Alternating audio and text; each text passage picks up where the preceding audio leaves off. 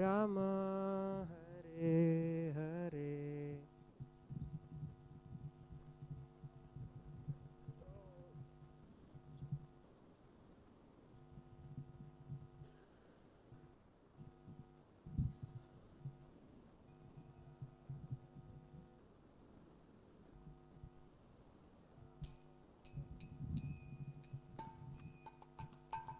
Hare Krishna, Hare Krishna, Krishna Krishna, Hare Hare, Hare Rama, Hare Rama, Rama Rama, Hare Hare.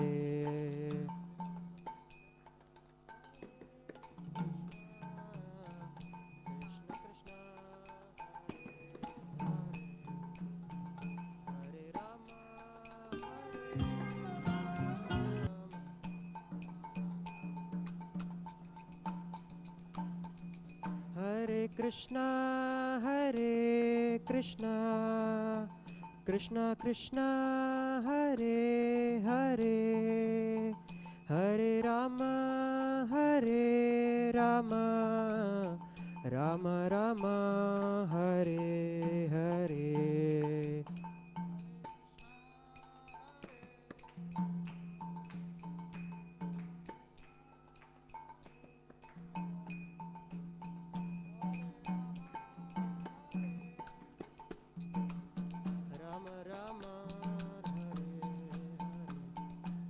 Hare Krishna, Hare Krishna, Krishna Krishna, Hare Hare, Hare Rama, Hare Rama, Rama Rama, Hare Hare.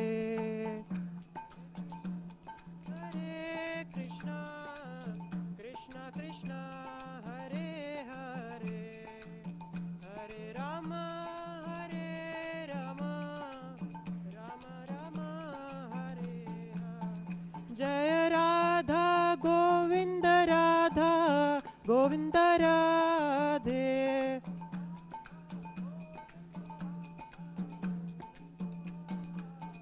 Jaya Nitai Gauranga, Jaya Nitai Gauranga, Nitai Gauranga, Jaya Nitai Gauranga.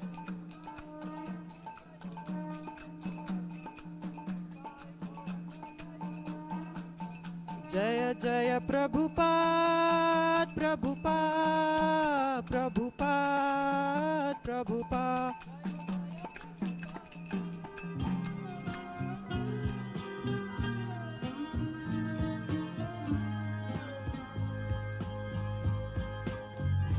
Govindam Adipurusham Kamaham Bhajami. Govindam Adipurusham Kamaham Bhajami. Govindam Adipurusham Kamaham Bhajami.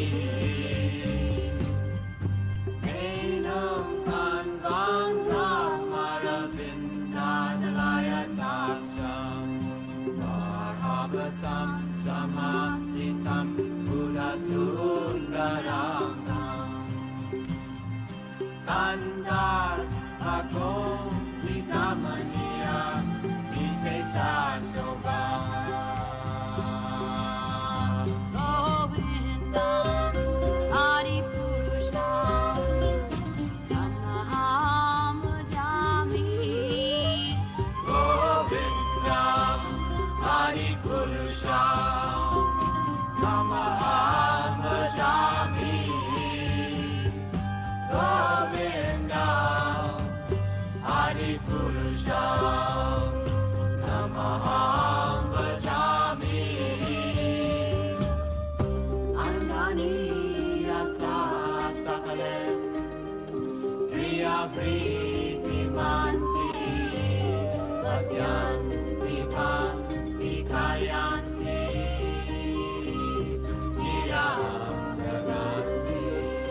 Ananda Chinmaya Sadhu Salatigrasya Govindam Adipurusham Amaham Bhajami Govindam Adipurusham Amaham Bhajami Govindam Adipurusham Namaham Bhajami Govindam Adipurusham Namaham Bhajami Govindam Adipurusham Namaham Bhajami Govindam Adipurusham Namaham Bhajami.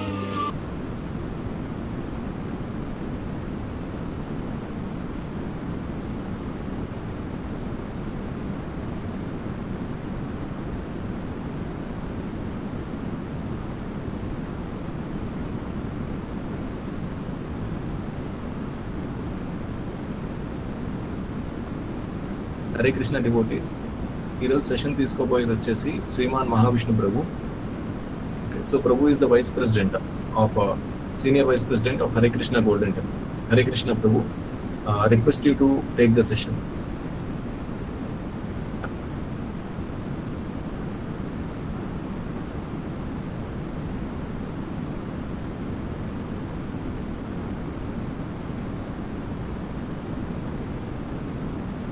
Harvar, yeah Hare Krishna ప్రభు. can you display the verse? Yeah yes ప్రభు.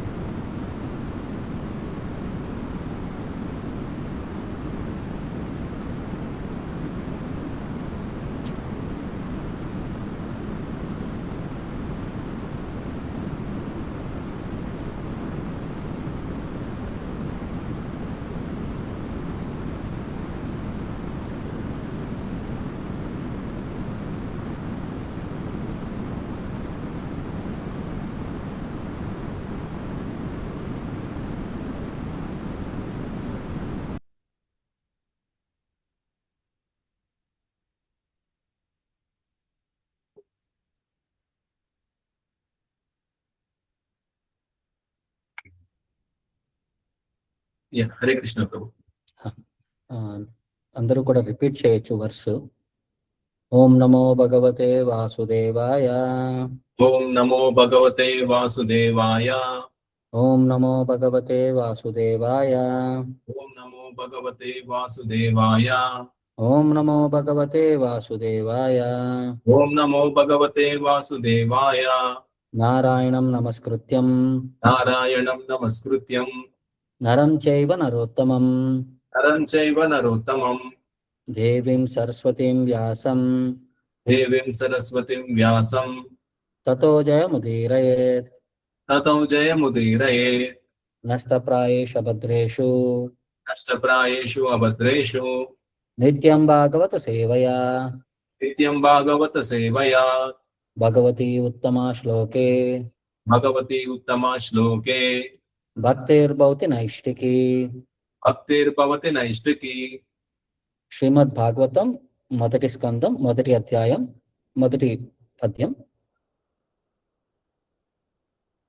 జన్మాది అస్యః జన్మాదియస్యః యతః యతః అన్వయాత్ అన్వయాత్ ఇతరతః ఇతరతః చ చ అర్థేషు అర్థేషు అభిజ్ఞః అవిఘ్నః స్వరాట్ స్వరాట్ తేనే తేనే బ్రహ్మ బ్రహ్మ హృదయ హృదయ ఆదికవయే ఆదికవయే ముహ్యంతి ముహ్యంతి యత్ యత్ సూరయః సూరయః తేజః తేజః వారి వారి మృదాం హృదాం యతా యథా వినిమయః వినిమయః యత్ర యత్ర త్రిసర్గః విసర్గః అమృషా అమృషా ధామ్నా దామ్నా స్వేన వేన సదా సదా నిరస్త నిరస్తా కుహకం కుహకం సత్యం సత్యం పరం పరం ధీమహి ధీమహి జన్మాది యస్య యతో అన్వయాద్ ఇతరశ్చార్దేషు అభిఘ్నస్వరాట్ జన్మాది అస్య యతో ఇతరశ్చార్తేష్వభిఘ్నస్వరాట్ తేనే బ్రహ్మ హృదయ ఆది కవయే ముహ్యంతి యత్సూరయః తేనే బ్రహ్మ హృదయ ఆది కవయే ముహ్యంతి యత్సూరయః తేజో వారి మృదాం యథా వినిమయో యత్ర త్రిశర్గో అమృషా తేజో వారి మృదాం యత వినిమయో యత్ర తిసర్గో మృషా దామ్నా స్వేన సదా నిరస్తకుహకం సత్యం పరం ధీమహి దామ్నా స్వేన సదా నిరస్తకుహకం సత్యం పరం ధీమహి. ఒకసారి ఆ ట్రాన్స్లేషన్ చదివేసి ఎక్కడైతే మనం బ్రేక్ చేసామో మన లాస్ట్ వర్స్ అక్కడికి వెళ్ళిపోతురు కానీ పర్పోర్ట్లో. ఎస్ ప్రభు, sure. So we are reading translation. అనువాదం చదువుతున్నాం. ఓ ప్రభు, వాసుదేవుని కుమారుడైన శ్రీకృష్ణ, సర్వవ్యాపకమైన దేవాది దేవుడా, నీకు నా గౌరవపూర్వక నమస్కారాలు అర్పిస్తున్నాను. నేను శ్రీకృష్ణ భగవాను ధ్యానిస్తాను, ఎందుకంటే ఆయనే పరమ సత్యం మరియు వ్యక్తమైన విశాల సృష్టి, జీవనోపాధి మరియు లయం యొక్క అన్ని కారణాలకు అధిమ కారణం. ఆయన ప్రత్యక్షంగాను పరోక్షంగాను అన్ని వ్యక్తీకరణల గురించి స్పృహ కలిగి ఉన్నాడు. ఆయన స్వతంత్రుడు, ఎందుకంటే ఆయనకు మించిన వేరే కారణం లేదు. అసలు జీవి అయిన బ్రహ్మదేవుని హృదయానికి మొట్టమొదట వైదిక జ్ఞానాన్ని అందించింది ఆయనే. అగ్నిలో కనిపించే నీరు లేదా నీటిపై కనిపించే భూమి యొక్క భ్రమ చిత్రాలను చూసి ఒకరు దిగ్భ్రాంతికి గురైనట్లుగా ఆయన ద్వారా గొప్ప ఋషులు మరియు దేవతలు కూడా భ్రమలో పడతారు. ప్రకృతిలోని 3 రీతుల ప్రతిచర్యల ద్వారా తాత్కాలికంగా వ్యక్తమయ్యే భౌతిక విశ్వాలు అవాస్తవమైనవని అయినప్పటికీ వాస్తవికంగా కనిపిస్తాయి. అందువల్ల భౌతిక ప్రపంచపు భ్రమల ప్రాతినిధ్యాల నుండి ఎప్పటికీ విముక్తి పొందిన అతీంద్రియ నివాసంలో నిత్యంగా ఉన్న శ్రీకృష్ణ భగవాను నేను ధ్యానిస్తున్నాను. నేను ఆయన ధ్యానిస్తాను, ఎందుకంటే ఆయనే పరమ సత్యం. సో ప్రభు, ఐఎమ్ గోయింగ్ టు డిస్ప్లే ఎక్కడ పర్పోర్ట్ అక్కడ స్టార్ట్ చేస్తాం. those purports from which we have to begin.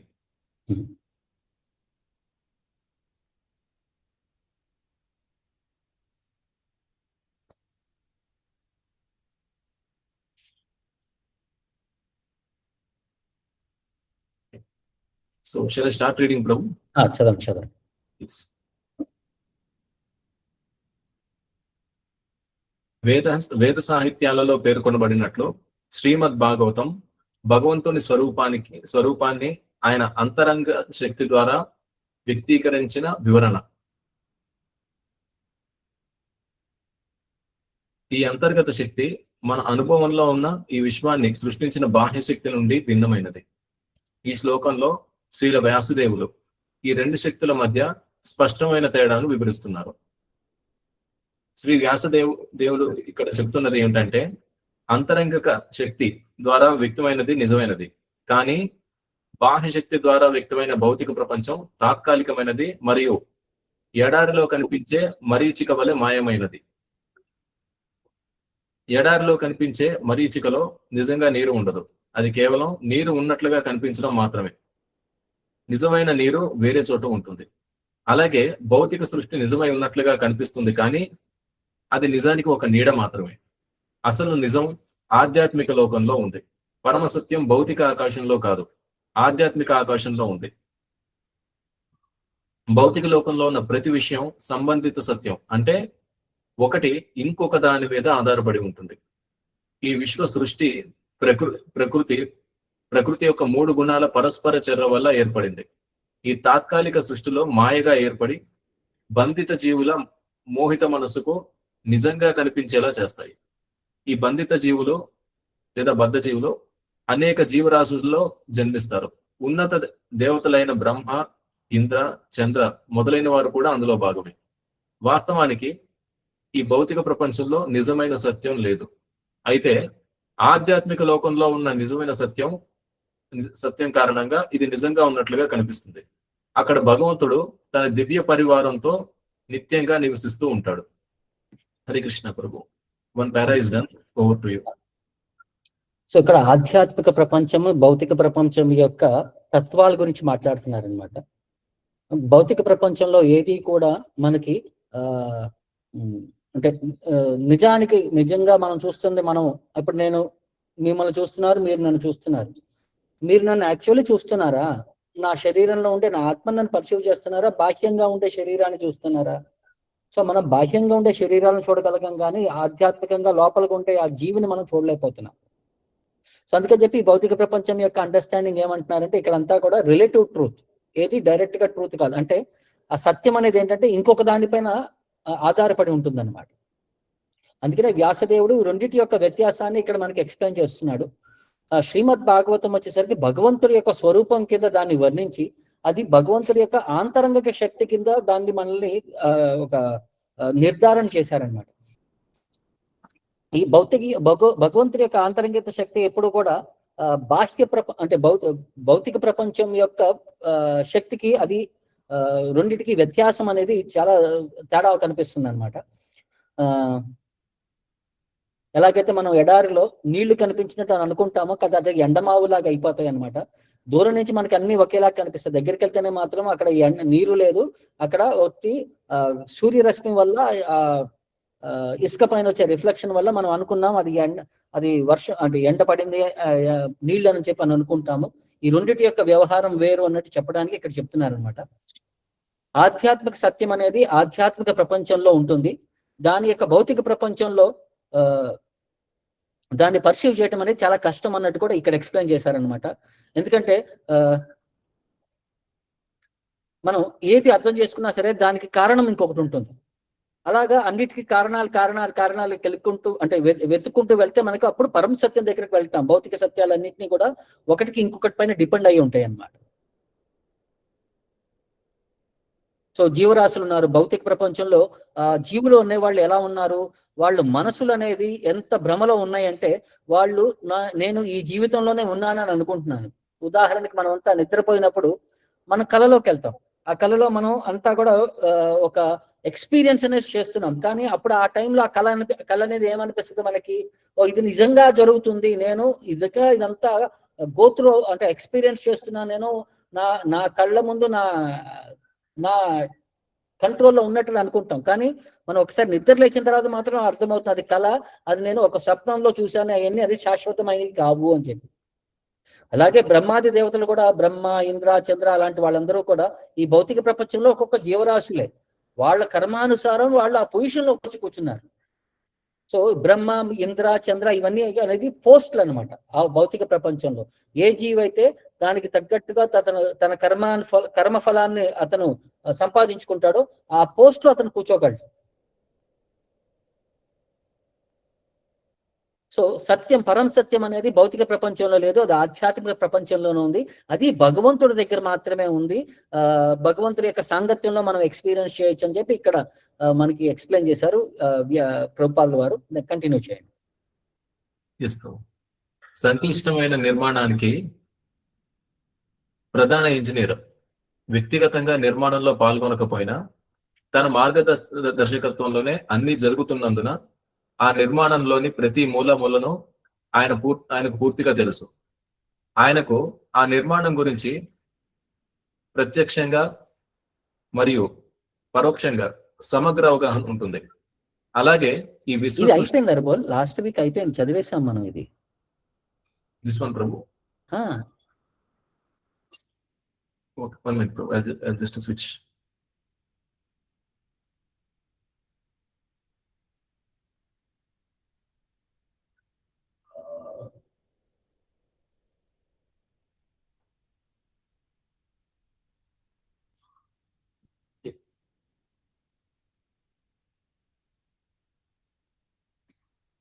No, Prabhu. I think last week we read 4 paras, Prabhu. 5th para నుంచి స్టార్ట్ చేస్తాం అన్నమాట. లేదు చదివాను, ఎందుకంటే నేను ఎక్స్ప్లెయిన్ చేసినట్టు గుర్తు. ఎందుకంటే ఇంజనీర్ గురించి మనం మాట్లాడాం. ఆయన కంప్లీట్ గా డీటెయిల్స్ డిజైన్ లో అన్ని పార్టిసిపేట్ చేయకపోయినా సరే ఆయన గ్రౌండ్ లెవెల్లో ఎక్కడ ఏం జరుగుతుంది అనేది అంత కంప్లీట్ క్లారిటీ ఉందని చెప్పి మనం ఎక్స్ప్లెయిన్ చేసాం ఈ para. Okay okay okay so will start from here ప్రభు, ద నెక్స్ట్ పేరా. శృతి మంత్రాలతో కూడిన పరమ సమగ్ర సత్యం లేదా బ్రహ్మమే అన్నిటికీ పరమ మూలమని చెప్పబడింది. అన్ని ఆయన నుండే ఉద్భవిస్తాయి, అన్ని ఆయన చేతనే నిలుపబడతాయి, మరియు చివరికి అన్ని ఆయనలోనే లీనమవుతాయి. ఇదే ప్రకృతి ధర్మం. స్మృతి మంత్రాల్లో కూడా ఇదే విషయాన్ని ధృవీకరించారు. బ్రహ్మ యొక్క ఒక రోజు ప్రారంభంలో అన్ని ఏ మూలం నుండి ఉద్భవిస్తాయో, చివరికి అన్ని ఏ నిలువలోకి ప్రవేశిస్తాయో ఆ మూలం పరమ సత్యం లేదా బ్రహ్మం అని చెప్పబడింది. భౌతిక శాస్త్రవేత్తలు గ్రహమండలాల మూలం సూర్యుడని భావిస్తారు, కానీ సూర్యుడి మూలం ఏమిటో వారు వివరించలేరు. ఇక్కడ ఆ పరమ మూలం వివరిస్తున్నారు. వేద సాహిత్యాల ప్రకారం సూర్యుడితో పోల్చదగిన బ్రహ్మే పరమ సృష్టికర్త కాదు. ఈ శ్లోకంలో బ్రహ్మకు వేద జ్ఞానం భగవంతుడే బోధించినట్లు చెప్పబడింది. బ్రహ్మ మొట్టమొదటి జీవి కావడంతో అతనికి ఎవరు ప్రేరణ ఇచ్చారనే సందేహం రావచ్చు. కానీ ఇక్కడ చెప్పబడింది ఏమిటంటే, ద్వితీయ సృష్టికర్త అయిన బ్రహ్మ తన సృష్టి కార్యాలను నిర్వహించేందుకు పరమేశ్వరుడు అతన్ని ప్రేరేపించాడు. అందువల్ల సృష్టి వెనుక ఉన్న పరమ మేధస్సు పరమేశ్వరుడు శ్రీకృష్ణుడు. భగవద్గీతలో భగవాన్ శ్రీకృష్ణుడు తానే ఈ సృష్టి శక్తి అయిన ప్రకృతిని నియంత్రిస్తున్నాడని ప్రకటించాడు. సో ఇక్కడ మనకి ప్రభుపాల్ వారు క్లియర్ ఎక్స్ప్లెనేషన్ ఇస్తారనమాట. భౌతిక ప్రపంచంలో మనం అనుకుంటాం మన కంటికి కనిపించే లైట్ అంతా కూడా సూర్యుడి నుంచి వస్తుందని అంటారు. కానీ సూర్యుడికి కూడా ఆ లైట్ అనేది ఎక్కడి నుంచి వస్తుంది? అది బ్రహ్మన్ ఎఫల్జెన్స్ నుంచి ఆ శక్తిని అనేది సూర్యుడు అబ్జార్బ్ చేసుకొని ఆయన ఒక రిఫ్లెక్టివ్ పొటెన్సీ కింద మనకి భౌతిక ప్రపంచంలో సూర్యరశ్మి అనేది ప్రసాదిస్తున్నాడు అని చెప్పి కూడా చెప్తారు. అలాగే బ్రహ్మదేవుడు కూడా ఈ భౌతిక ప్రపంచంలో ఆయన సృష్టిస్తున్నాడంటే ఆయన ప్రైమరీ సృష్టికర్త భగవంతుడు. ఎందుకంటే ఆయన శరీరం నుంచి మహావిష్ణు పడుకొని ఉంటే ఆయన శరీరం నుంచి యూనివర్సెస్ వచ్చినాయి. యూనివర్సెస్ లో ప్రతి యూనివర్స్ కి సంబంధించిన పదార్థాలన్నీ కూడా ఆ యూనివర్స్ లో స్థితమై ఉన్నాయి. ఆ యూనివర్స్ లోకి మళ్ళీ గర్భోదక్షాయ విష్ణు వెళ్ళి పడుకుంటే ఆయన శరీరం నుంచి ఒక పద్మం వికసిస్తుంది. ఆ పద్మం పైన బ్రహ్మ పుట్టాడు. ఆ పద్మంలో ఉండే ఆ నాళంలోనే ఈ 14 లోకాలు భౌతిక ప్రపంచానికి సంబంధించిన జీవులందరూ కూడా అక్కడ నిక్షేపమై ఉన్నారనమాట. సో భగవంతుడు ఎప్పుడైతే తన గ్లాన్స్ చేస్తాడో బ్రహ్మ తన యాక్టివేట్ చేస్తాడనమాట. బ్రహ్మ ఏం చేస్తాడంటే ఏ జీవికి ఎక్కడ తన కర్మానుసారం ఎక్కడ ఎలాంటి జన్మ తీసుకోవాలని చెప్పి అతను డైరెక్ట్ చేస్తాడంతే. భౌతిక సృష్టి అంతా కూడా భగవంతుడి ద్వారా జరిగింది. సో అందుకనే ఇంకోటి కూడా ఏం చెప్పారంటే సర్వం కలవు ఇదం బ్రహ్మ. భౌతిక ప్రపంచంలో ప్రతిదీ కూడా బ్రహ్మన్ నుంచి ఉద్భవించినాయి అని కూడా అది రిఫరెన్స్ మనకు వేద మంత్రాల నుంచి అది చెప్పారనమాట. శ్రీమద్ భాగవతం కూడా ఆధ్యాత్మిక తత్వాన్ని మొదట బ్రహ్మదేవుడికి భగవంతుడు పరమాత్మ రూపంలో ఇన్స్పైర్ చేశారు. ఇది మనకి 2వ స్కందంలో చాలా చోట్ల బ్రహ్మదేవుడు దాన్ని వర్ణిస్తాడనమాట. సో తను పుట్టిన తర్వాత ఏం చేయాలి, ఎలా చేయాలి, అంత ఫుల్ కన్ఫ్యూషన్ లో ఉన్నాడు అనమాట. అసలు ఎక్కడున్నాను నేను అన్న సిచ్యువేషన్ లో ఉన్నాడు అనమాట. సో ఆ నాళం దిగి కిందకి వెళ్ళి భగవంతుడు నాభి యొక్క అక్కడ ఒక చిన్న సముద్రం లాగుంది. ఆ సముద్రం లోపలికి వెళ్ళి ఎక్కడ మొదలైంది అని చెప్పి ఎంత ప్రయత్నించినా సరే దానికి ఆది అంతం అనేది కనపడలేదు. ఏది భగవంతుడి యొక్క నాభి యొక్క ఆది అంతం అనేది ఎంత లోతుందనేది అతనికి అర్థం కాలేదు. సో చివరికి ఏం చేశాడంటే మళ్ళీ పైకి వచ్చి మళ్ళీ ఆ పద్మం పైన కూర్చొని అప్పుడు భగవంతుడి పైన ధ్యానం చేయడం మొదలుపెట్టాడు. ఎందుకంటే రెండు పదాలు విన్నాడు, త ప.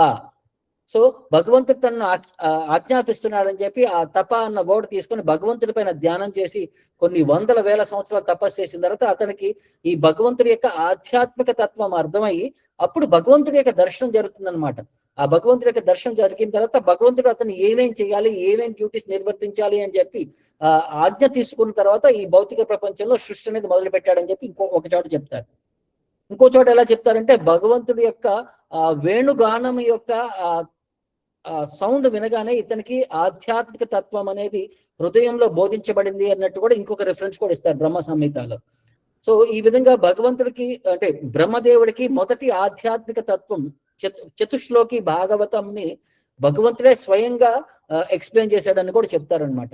అందులో 4 తత్వాలు, భగవంతుడి యొక్క తత్వం గురించి ఉంటుంది, జీవతత్వం గురించి ఉంటుంది, మాయాతత్వం గురించి ఉంటుంది, తర్వాత భక్తి తత్వం గురించి ఉంటుంది. ఇలాగ ఈ 4 తత్వాల గురించి భగవంతుడు ఎక్స్ప్లెయిన్ చేశాడు. అది అర్థం చేసుకున్న తర్వాత బ్రహ్మదేవుడు దాన్ని తన కొడుకైన నారదమునికి ఎక్స్ప్లెయిన్ చేశాడు, నారదముని తర్వాత వ్యాసదేవుడికి ఎక్స్ప్లెయిన్ చేశాడు. అలాగ ఆధ్యాత్మిక తత్వం అనేది అలా పెంచుకుంటూ ముందుకు తీసుకెళ్లారనమాట.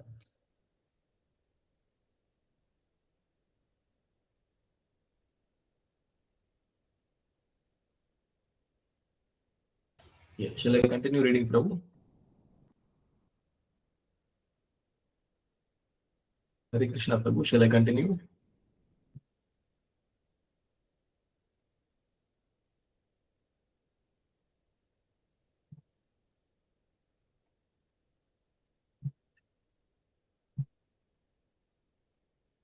Hare Krishna, Prabhu.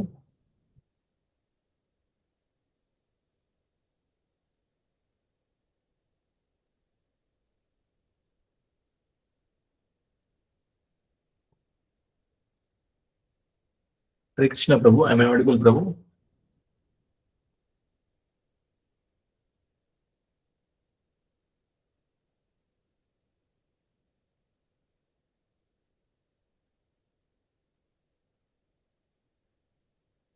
Yeah, Hare Krishna devotees. I think there is some technical issue from Prabhu's side. Prabhu will rejoin in 1-2 minutes.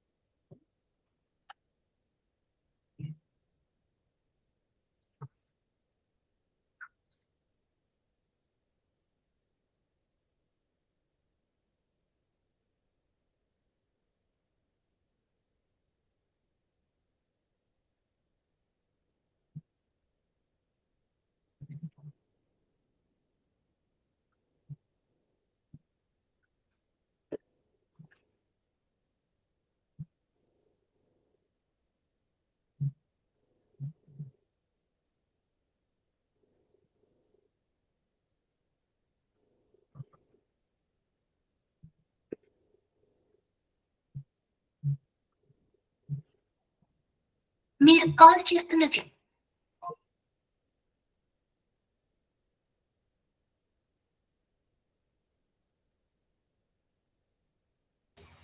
Hare Krishna devotees.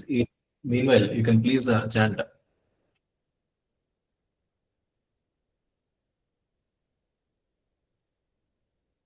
ఈ లోపు ప్రభు జాయిన్ అయ్యే లోపు భక్తులందరూ దయచేసి జపం చేస్తూ ఉండండి. హరే కృష్ణ.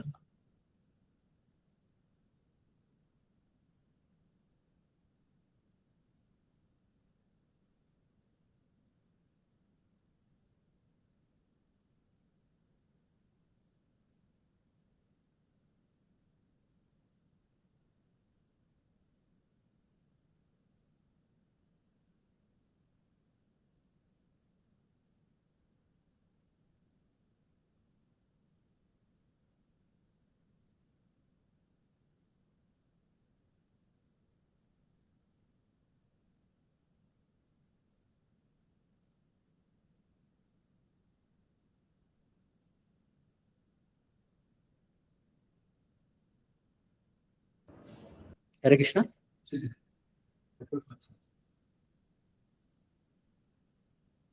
హరే కృష్ణ. హరే కృష్ణ ప్రభు. వైఫై డిస్కనెక్ట్ అయిపోయింది. Power failure. Okay. Yeah. So will continue Prabhu. Yes. So should I continue reading? Continue. Okay, yes, I'm projecting.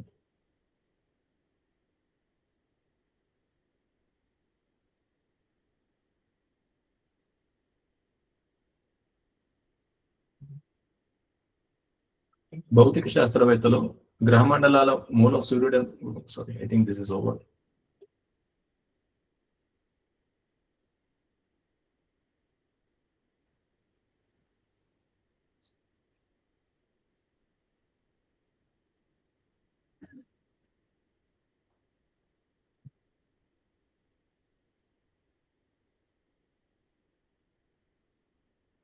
అందుకే శ్రీల వ్యాసదేవులు బ్రహ్మను కాదు, బ్రహ్మను మార్గనిర్దేశం చేసే పరమేశ్వరుణ్ణే ఆరాధిస్తారు.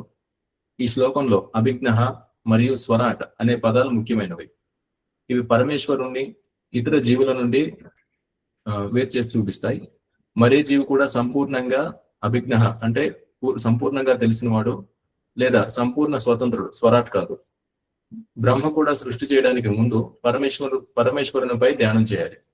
అయితే ఐన్స్టీన్ వంటి గొప్ప శాస్త్రవేత్తల గురించి ఏం చెప్పాలి? అటువంటి శాస్త్రవేత్తల మేధస్సు కూడా మానవుల సృష్టి కాదు. శాస్త్రవేత్తలు అలాంటి మెదడును తయారు చేయలేరు. మరి భగవంతుని అధికారాన్ని తిరస్కరించే నాస్తికుల సంగతి ఏమిటి? మాయావాదులు తాము భగవంతునితో ఏకమవుతామని భావించినా వారు కూడా అభిజ్ఞ లేదా స్వరాట్ కాదు, అంటే సంపూర్ణంగా తెలిసిన వారు లేదా స్వతంత్రులు కాదు. వారు జ్ఞానం కోసం కఠిన తపస్సులు చేస్తారు, కానీ చివరికి ఆశ్రమాలు దేవాలయాలు నిర్మించడానికి ధనవంతులపై ఆధారపడాల్సి వస్తుంది. రావణుడు, హిరణ్యకశిపుడు వంటి నాస్తికులు కూడా కఠినమైన తపస్సులు చేసి భగవంతుని అధికారాన్ని సవాలు చేశారు. కానీ చివరికి భగవంతుడు మరణ రూపంలో ప్రత్యక్షమైనప్పుడు వారు తమను తాము రక్షించుకోలేకపోయారు. ఇదే పరిస్థితి ఆధునిక నాస్తికులకు వర్తిస్తుంది. చరిత్ర పునరావృతం అవుతుంది. ఎప్పుడైతే మనుషులు భగవంతుని అధికారాన్ని నిర్లక్ష్యం చేస్తే ప్రకృతి మరియు ఆమె నియమాలు వారిని శిక్షిస్తాయి. భగవద్గీతలో కూడా ధృవీకరించబడింది. యదా యదా హి ధర్మస్య గ్లానిర్భవతి భారత అభ్యుత్థానమధర్మస్య తదాత్మానం సృజామ్యహం. అంటే ధర్మం తగ్గిపోతూ అధర్మం పెరుగుతున్నప్పుడు ఓ అర్జున నేను స్వయంగా అవతరిస్తాను. హరే కృష్ణ ప్రభు, ఓవర్ టు యు.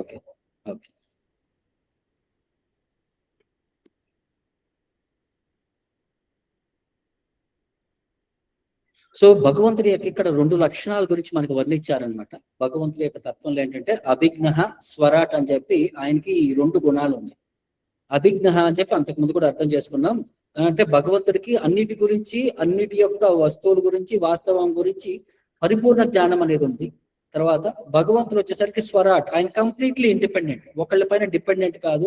ఆయన డెసిషన్ తీసుకుంటే అందరూ ఆ డెసిషన్ ఫాలో అవ్వాల్సిందే.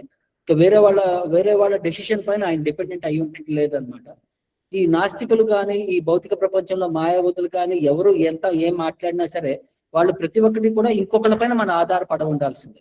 ఇప్పుడు మన జీవనం అనేది, మన వ్యవహారం అనేది ఎప్పుడు కూడా ఇంకొకరు లేకపోతే మన పనులు జరగవు అనమాట.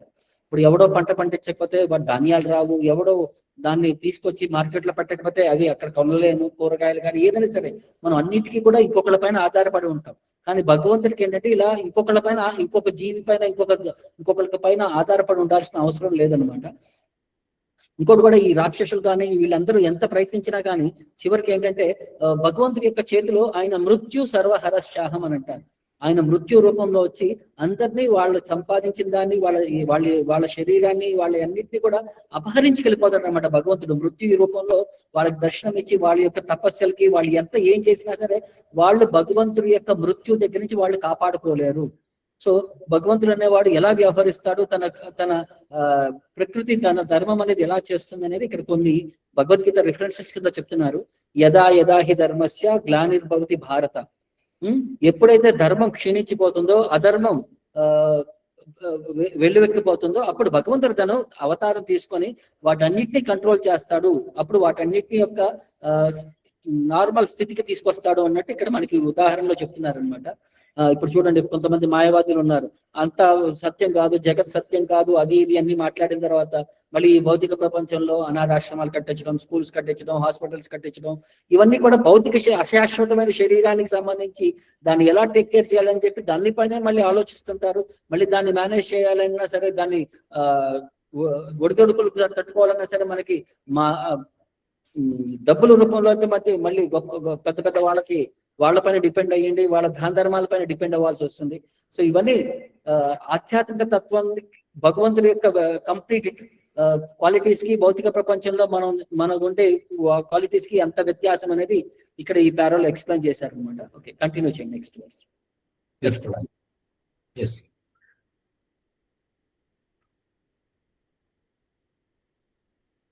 పరమేశ్వరుడు సంపూర్ణ పరిపూర్ణుడని అన్ని శృతి మంత్రాలు ధృవీకరిస్తున్నాయి. శృతి మంత్రాలలో ఇలా చెప్పబడింది: సర్వ సంపూర్ణుడైన భగవంతుడు పదార్థంపై తన దృష్టిని ప్రసరించి అన్ని జీవులను సృష్టించాడు. జీవులు భగవంతుని అంశలు. ఆయన ఈ విస్తారమైన భౌతిక సృష్టిలో ఆధ్యాత్మిక కణాల విత్తనాలను నాటుతాడు. ఈ విధంగా సృష్టి శక్తులు చలనం చెంది అనేక అద్భుతమైన సృష్టిలు ప్రదర్శిస్తాయి. ఒక నాస్తికుడు దేవుడు ఒక గడియార తయారీదారుని కంటే ఎక్కువ నైపుణ్యం కలవాడు కాదని వాదించవచ్చు. కానీ భగవంతుడు మరింత గొప్పవాడు, ఎందుకంటే ఆయన యంత్రాలను స్త్రీ పురుష రూపాల్లో సృష్టించగలడు. ఈ స్త్రీ పురుష రూపాల యంత్రాలు భగవంతుని అదనపు జోక్యం లేకుండానే అనేక సమాన యంత్రాలను ఉత్పత్తి చేస్తుంటాయి. ఒక మనిషి కూడా తన జోక్యం లేకుండా మరిన్ని యంత్రాలను తయారు చేసే యంత్రాలను తయారు చేయగలిగితే అతను భగవంతుడి మేధస్సుకు దగ్గర అవుతాడు. కానీ అది అసాధ్యం, ఎందుకంటే ప్రతి యంత్రాన్ని ప్రత్యేకంగా నిర్వహించాల్సి ఉంటుంది. అందువల్ల ఎవరు భగవంతుడిలా సృష్టించలేరు. ఒక నాస్తికుడు ఒక ప్రీవియస్ పేజ్ ఇది. భగవంతుడికి మరో పేరు అసమోర్ధ్వ, అంటే ఆయనకు సమానుడు లేదా అతని కంటే గొప్పవారు ఎవరూ లేరు. పరం సత్యం అంటే అత్యున్నత సత్యం, ఆయనకు సమానుడు లేదా అధికుడు ఎవరో లేనివాడు. ఇది శృతి మంత్రాల్లో కూడా ధృవీకరించబడింది. భౌతిక సృష్టి ప్రారంభానికి ముందు భగవంతుడు ఒక్కడే ఉన్నాడు. ఆయన అందరి అధిపతి. అదే భగవంతుడు బ్రహ్మకు వేద జ్ఞానాన్ని బోధించాడు. అందువల్ల ఆ భగవంతుడిని అన్ని విధాలుగా ఆజ్ఞను అనుసరించాలి. ఎవరు భౌతిక బంధనాల నుండి విముక్తి పొందాలని కోరుకుంటారో వారు ఆయనకు శరణాగతి చెందాలి. ఈ విషయం భగవద్గీతలో కూడా ధృవీకరించబడింది. ఓవర్ టు యు ప్రభు. సో భగవంతుడి యొక్క సృష్టి నుంచి ఈ భౌతిక ప్రపంచం ఎలా ఉద్భవించింది అనేది ఎక్స్ప్లెయిన్ చేసుకుంటూ వచ్చారనమాట. భగవంతుడు ఈ భౌతిక సృష్టి పైన తన గ్లాన్సెస్, తన కంటి చూపు దృష్టిని పెట్టగానే ఈ భౌతిక ప్రపంచం సృష్టి అనేది ఉద్భవించింది. అందులో జీవరాశులందరూ పుట్టారు. సో వాళ్ళందరూ కూడా ఈ భౌతిక తత్వం అంటే భగవంతుడి యొక్క సృష్టి నుంచి వీళ్ళందరూ జన్మ తీసుకున్నారు అని చెప్పి భగవంతుడి యొక్క క్రియేటివ్ పొటెన్సీ ఎంత గొప్పదని అంటే మాయావాదీస్ ఎప్పుడు కూడా భగవంతుడికి ఆ క్రెడిట్ ఇవ్వడానికి వాళ్ళు నిరాకరిస్తారు. సో వాళ్ళు ఏం చెప్తారంటే ఇతను ఒక వాచ్ మేకర్ కంటే అంత గొప్పవాడేం కాదు. వాచ్ లో చాలా టైనీ మైన్యూట్ పార్ట్స్ ఉంటాయి. ప్రతి సెకండ్ కి ప్రతి మైక్రో సెకండ్ కి అది క్యాలిక్యులేట్ చేసుకుని పర్ఫెక్ట్ గా రన్ అవడానికి దాన్ని అలా సృష్టించాడు అన్నట్టు అనుకుంటే, సో భగవంతుడు చూడండి, ఇప్పుడు ఆవు ఉంది, ఆవును సృష్టించాడు భగవంతుడు. ఆ ఆవు ఇంకొక కంప్లీట్ ఆవును మళ్ళీ జన్మనివ్వగలదు. ఇంకొక దూడని జన్మనిస్తే అది ఇంకొక 2 సంవత్సరాల్లో మళ్ళీ అది పర్ఫెక్ట్ ఆవు కింద రెప్లికా వస్తుంది. సో అలాగే భగవంతుడి యొక్క సృష్టి ఏంటంటే ఆయన ఒకసారి అది యాక్టివేట్ చేయగానే సిస్టమ్ ఆటోమేటిక్ గా టేక్ కేర్ చేసుకుంటూ ముందుకు వెళ్ళిపోతుంది అనమాట. కానీ మన భౌతిక సృష్టిలో ఏదైనా సరే ఒక వాచ్ ఇంకొక వాచ్ జన్మనిచ్చడం మనం చూడగలిగామా? అలాంటి తత్వం మనకి తెలియదు, మనకి అర్థం చేసుకోలేము. కానీ భగవంతుడు అవన్నీ చేయిస్తున్నప్పుడు కూడా ఆయనకి మనం ఆ క్రెడిట్ ఇవ్వకుండా మనం ఏదో ఆయన ఆయన కించపరుస్తూ మనం ఏదో గొప్పవాళ్ళం అన్నట్టు మనం మాట్లాడటం అదన్నీ కరెక్ట్ కాదనమాట.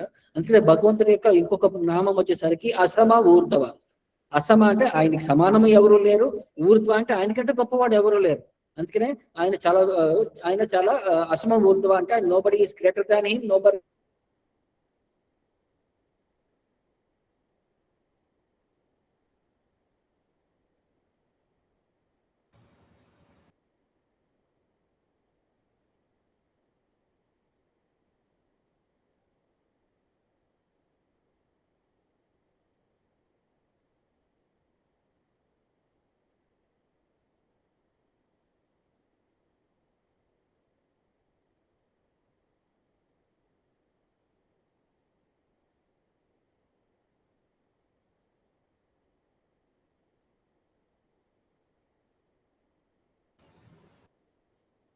Hare Krishna Prabhu, your voice is not audible, Prabhu.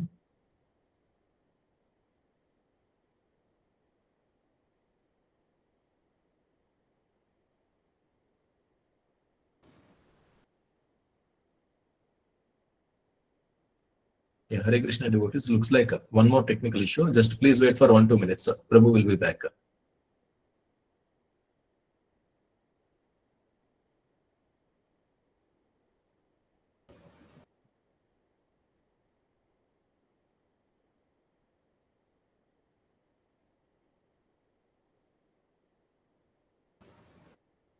Hare Krishna, Narayan Swam Prabhu. So meanwhile, please chant Hare Krishna mantra.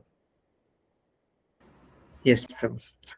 Hare Krishna, Krishna Krishna, Hare Hare, Hare Rama, Rama Rama, Hare Hare, Hare Krishna, Krishna Krishna, Hare Hare, Hare Rama, Rama Rama, Hare Hare, Hare Krishna, Krishna Krishna, Hare Hare, Hare Rama, Rama Rama, Hare Hare, Hare Krishna, Krishna Krishna, Hare Hare, Hare Rama, Rama Rama, Hare Hare, Hare Krishna, Krishna Krishna, Hare Hare, Hare Rama, Rama Rama, Hare Hare, Hare Krishna, Krishna Krishna, Hare Hare, Hare Rama, Rama Rama, Hare Hare, Hare Krishna, Krishna Krishna, Hare Hare, Hare Rama, Rama Rama, Hare Hare, Hare Krishna, Krishna Krishna, Hare Hare,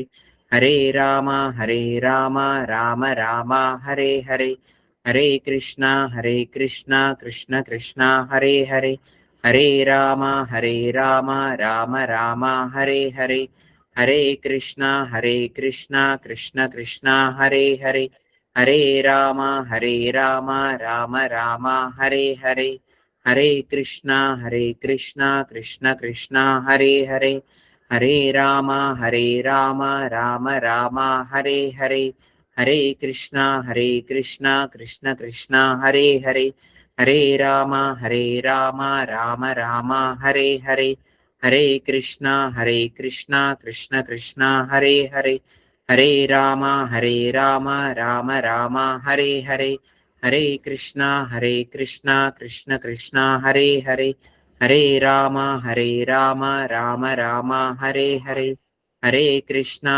Krishna Krishna, Hare Hare, Hare Rama, Rama Rama, Hare Hare, Hare Krishna, Krishna Krishna, Hare Hare, Hare Rama, Rama Rama, Hare Hare, Hare Krishna, Krishna Krishna, Hare Hare, Hare Rama, Rama Rama, Hare Hare, Hare Krishna, Krishna Krishna, Hare Hare, Hare Rama, Rama Rama, Hare Hare, Hare Krishna, Krishna Krishna, Hare Hare, Hare Rama, Rama Rama, Hare Hare, Hare Krishna, Krishna Krishna, Hare Hare, Hare Rama, Rama Rama, Hare Hare, Hare Krishna. Sorry, ఇక్కడ internet problem ఉంది, power పోయి వస్తుంది కాబట్టి నేను disconnect అయిపోవాల్సి వచ్చింది. Yeah, please continue. So భగవంతుడి యొక్క పరం సత్యం గురించి, ఆయన యొక్క ఆధ్యాత్మిక తత్వం గురించి మనం శృతి మంత్రాల్లో, వేద మంత్రాల్లో, భగవద్గీతలో అన్ని చోట్ల ఆయన చెప్పాడు. ఈ భౌతిక ప్రకృతి ఎలా వ్యవహరిస్తుంది? మయాధ్యక్షేణ ప్రకృతి సూయతేసా చరాచరం. నా అధ్యక్షతన ఈ భౌతిక సృష్టి అనేది జరుగుతూ ఉంది. అది సృష్టిస్తుంది, అది ప్రళయం వర్తిస్తుంది. ఇవన్నీ కూడా నా ఆజ్ఞ పైన జరుగుతుంది. భౌతిక ప్రపంచం యొక్క కంట్రోలింగ్ నేచర్ అంతా నేను అన్నట్టు కూడా అక్కడ క్లియర్ గా ఎక్స్ప్లెయిన్ చేశాడు 9వ అధ్యాయం 10వ శ్లోకంలో కూడా. సో ఈ భౌతిక ప్రపంచం యొక్క ఈ తత్వం కూడా ఆయన ఎక్స్ప్లెయిన్ చేస్తూ ఎవరైతే భగవంతుడికి సరెండర్ అవుతారో వాళ్ళు ఈ త్రిగుణాలకు అతీతమయ్యి ఆధ్యాత్మిక ప్రపంచానికి రాగలరు అని చెప్పి దాని యొక్క ఎష్యూరెన్స్ కూడా ఇచ్చాడనమాట. సో ఇక్కడ సరెండర్ టు కృష్ణాస్ డివోటీ అనేది ప్రైమరీ ఎంఫసైజ్ పాయింట్ చేసి మనల్ని ఆధ్యాత్మిక తత్వం వైపు పంపించడానికి, ఈ భౌతిక తత్వం నుంచి బందీ అయి ఉన్న భౌతిక తత్వం నుంచి బయటికి రావడానికి దానికి సొల్యూషన్ కూడా మనకి ఇక్కడ భగవంతుడు మనకి డైరెక్షన్ ఇస్తున్నాడు. అదే సొల్యూషన్ ఈ భాగవతం యొక్క గొప్పతనాన్ని మనకి భగవంతుడు కూడా బ్రహ్మకు ఉపదేశించాడు అనమాట. సో దీనికి ఒక చిన్న స్టోరీ కూడా చెప్తారు మనకి. ఎలాగంటే ఎప్పుడైతే పరీక్షిత్ మహారాజు సుఖదేవ్ గోస్వామి గంగా తీరంలో శుక్రతాల్ అనే ప్లేస్ లో ఈ ఆధ్యాత్మిక తత్వం డిస్కస్ చేసి కూర్చుని ఉన్నారో అప్పుడు దేవతలందరూ కూడా అక్కడికి వస్తారంట. వాళ్ళందరూ కూడా ఒక పెద్ద పాత్రలో అమృతాన్ని తీసుకొచ్చారంట. సో వాళ్ళు అమృతాన్ని తీసుకొని వచ్చి అక్కడ సుఖదేవ్ గోస్వామితో మాట్లాడుతున్నారు అనమాట, అడుగుతారనమాట, మీరు ఈ అమృతాన్ని స్వీకరించండి, మీరు తాగిన తర్వాత కొంచెం అందులో కొంచెం మీ ప్రసాదాన్ని పరీక్షిత్ మహారాజు కూడా ఇవ్వండి, ఆయన కూడా ఆయన శాపం నుంచి బయటకు వస్తాడు, ఆయన చనిపోకుండా ఆయన తన భౌతిక శరీరాన్ని కాపాడుకోగలడు, మీరు కూడా నవయవనంగా ఇంకా ఎక్కువ సంవత్సరాలు మీరు జీవించగలరు, దీనికి బదులుగా మీరు ఆ భాగవతం యొక్క అమృతాన్ని మాకు ఇవ్వండి అని అంటాడు. సో సుఖదేవ్ గోస్వామికి తెలుసు భాగవతం యొక్క అమృతం అనేది వజ్రాలు లాంటిది, ఈ భౌతిక ప్రపంచం ఈ దేవతల యొక్క అమృతం అనేది గాజు ముక్కలు లాంటిది, రెండింటికి పొంతన అనేది లేదు. ఆయన ఈ దేవతలందరినీ అక్కడి నుంచి తన్ని తెరమేస్తాడనమాట. అంటే ఆధ్యాత్మిక తత్వం యొక్క ఆధ్యాత్మిక బోధనల యొక్క గొప్పతనం ఏంటయ్యా అంటే మనల్ని ఈ భౌతిక సృష్టి నుంచి భౌతిక ప్రపంచం నుంచి మనల్ని కంప్లీట్ గా విముక్తి చేయగలదు. భగవంతుని యొక్క సేవలో నియోగించుకొని భగవంతుని యొక్క ధామాన్ని మనకి తీసుకెళ్లి అక్కడ ఆయన యొక్క శాశ్వత సేవలో మనల్ని తీసుకెళ్లే అవకాశాన్ని ఈ ఆధ్యాత్మిక తత్వం అనేది మనకి బోధిస్తుంది. దానికి అన్ని శాస్త్రాలు అన్ని ఉపనిషత్తులు కూడా దాన్ని ఏకీభవిస్తున్నాయి అని చెప్పి మనకి ఇక్కడ ఈ పర్పోర్ట్ లో మనకి ఎక్స్ప్లెయిన్ చేశారనమాట. సో నెక్స్ట్ కంటిన్యూ చేయండి. yes ప్రభు.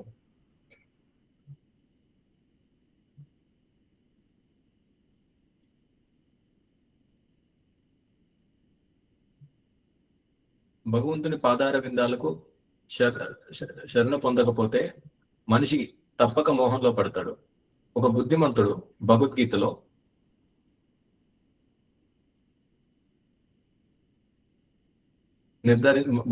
నిర్ధారించబడినట్లుగా కృష్ణుడు సమస్త కారణాలకు కారణమని పూర్తిగా గ్రహించి ఆయన పాదార విందాలకు శరణాగతి పొందినప్పుడు మాత్రమే అలాంటి బుద్ధిమంతుడు మహాత్ముడు అవుతాడు. కానీ అలాంటి మహాత్ముడు చాలా అరుదుగా కనిపిస్తాడు. మహాత్ములే పరమేశ్వరుడు సమస్త సృష్టిలో మూల కారణమని అర్థం చేసుకోగలరు. ఆయన పరమ సత్యం, ఎందుకంటే ఇతర అన్ని సత్యాలు ఆయనకు సంబంధించి సాపేక్షమైనవి. ఆయన సర్వజ్ఞుడు, ఆయనకు ఎలాంటి మాయా లేదా భ్రాంతి లేదు. So this is a small para ప్రభు. కొంతమంది మాయావాద పండితులు శ్రీమద్ భాగవతాన్ని శ్రీల వ్యాసదేవులు రచించలేదని వాదిస్తారు. వారిలో కొందరు ఈ గ్రంథం ఆధునిక కాలంలో ఓపదేవ అనే వ్యక్తి రచించినదని సూచిస్తారు. ఇలాంటి అర్ధరహిత వాదనలు ఖండించడానికి శ్రీధర స్వామి గారు ప్రాచీన పురాణాల్లో భాగవతానికి అనేక సూచనలు ఉన్నాయని పేర్కొంటారు. భాగవతంలోని మొదటి శ్లోకం గాయత్రి మంత్రంతో ప్రారంభమవుతుంది. దీనికి మత్స్య పురాణంలో కూడా ఒక సూచన ఉంది. ఇది అత్యంత ప్రాచీన పురాణాలలో ఒకటి. ఆ పురాణాలలో భాగవతంలో గాయత్రి మంత్రానికి సంబంధించి గాయత్రి మంత్రంతో ప్రారంభమయ్యే అనేక ఆధ్యాత్మిక ఉపదేశ కథనాలు ఉన్నాయని చెప్పబడింది. అలాగే వృత్తాసుని చరిత్ర కూడా అందులో ఉంది. ఈ మహాగ్రంథాన్ని పౌర్ణమి రోజున దానం చేసిన వారు జీవితంలో అత్యున్నత పరిపూర్ణతను పొందుతూ భగవంతుని లోకానికి తిరిగి చేరుకుంటారని కూడా చెప్పబడింది. ఇతర పురాణాలలో కూడా భాగవతానికి సూచనలు ఉన్నాయి. అక్కడ ఈ గ్రంథం 12 స్కందాలతో 16,000 శ్లోకాలతో 18,000 శ్లోకాలతో పూర్తయిందని స్పష్టంగా పేర్కొనబడింది. పద్మ పురాణంలో కూడా భాగవతానికి సూచన ఉంది.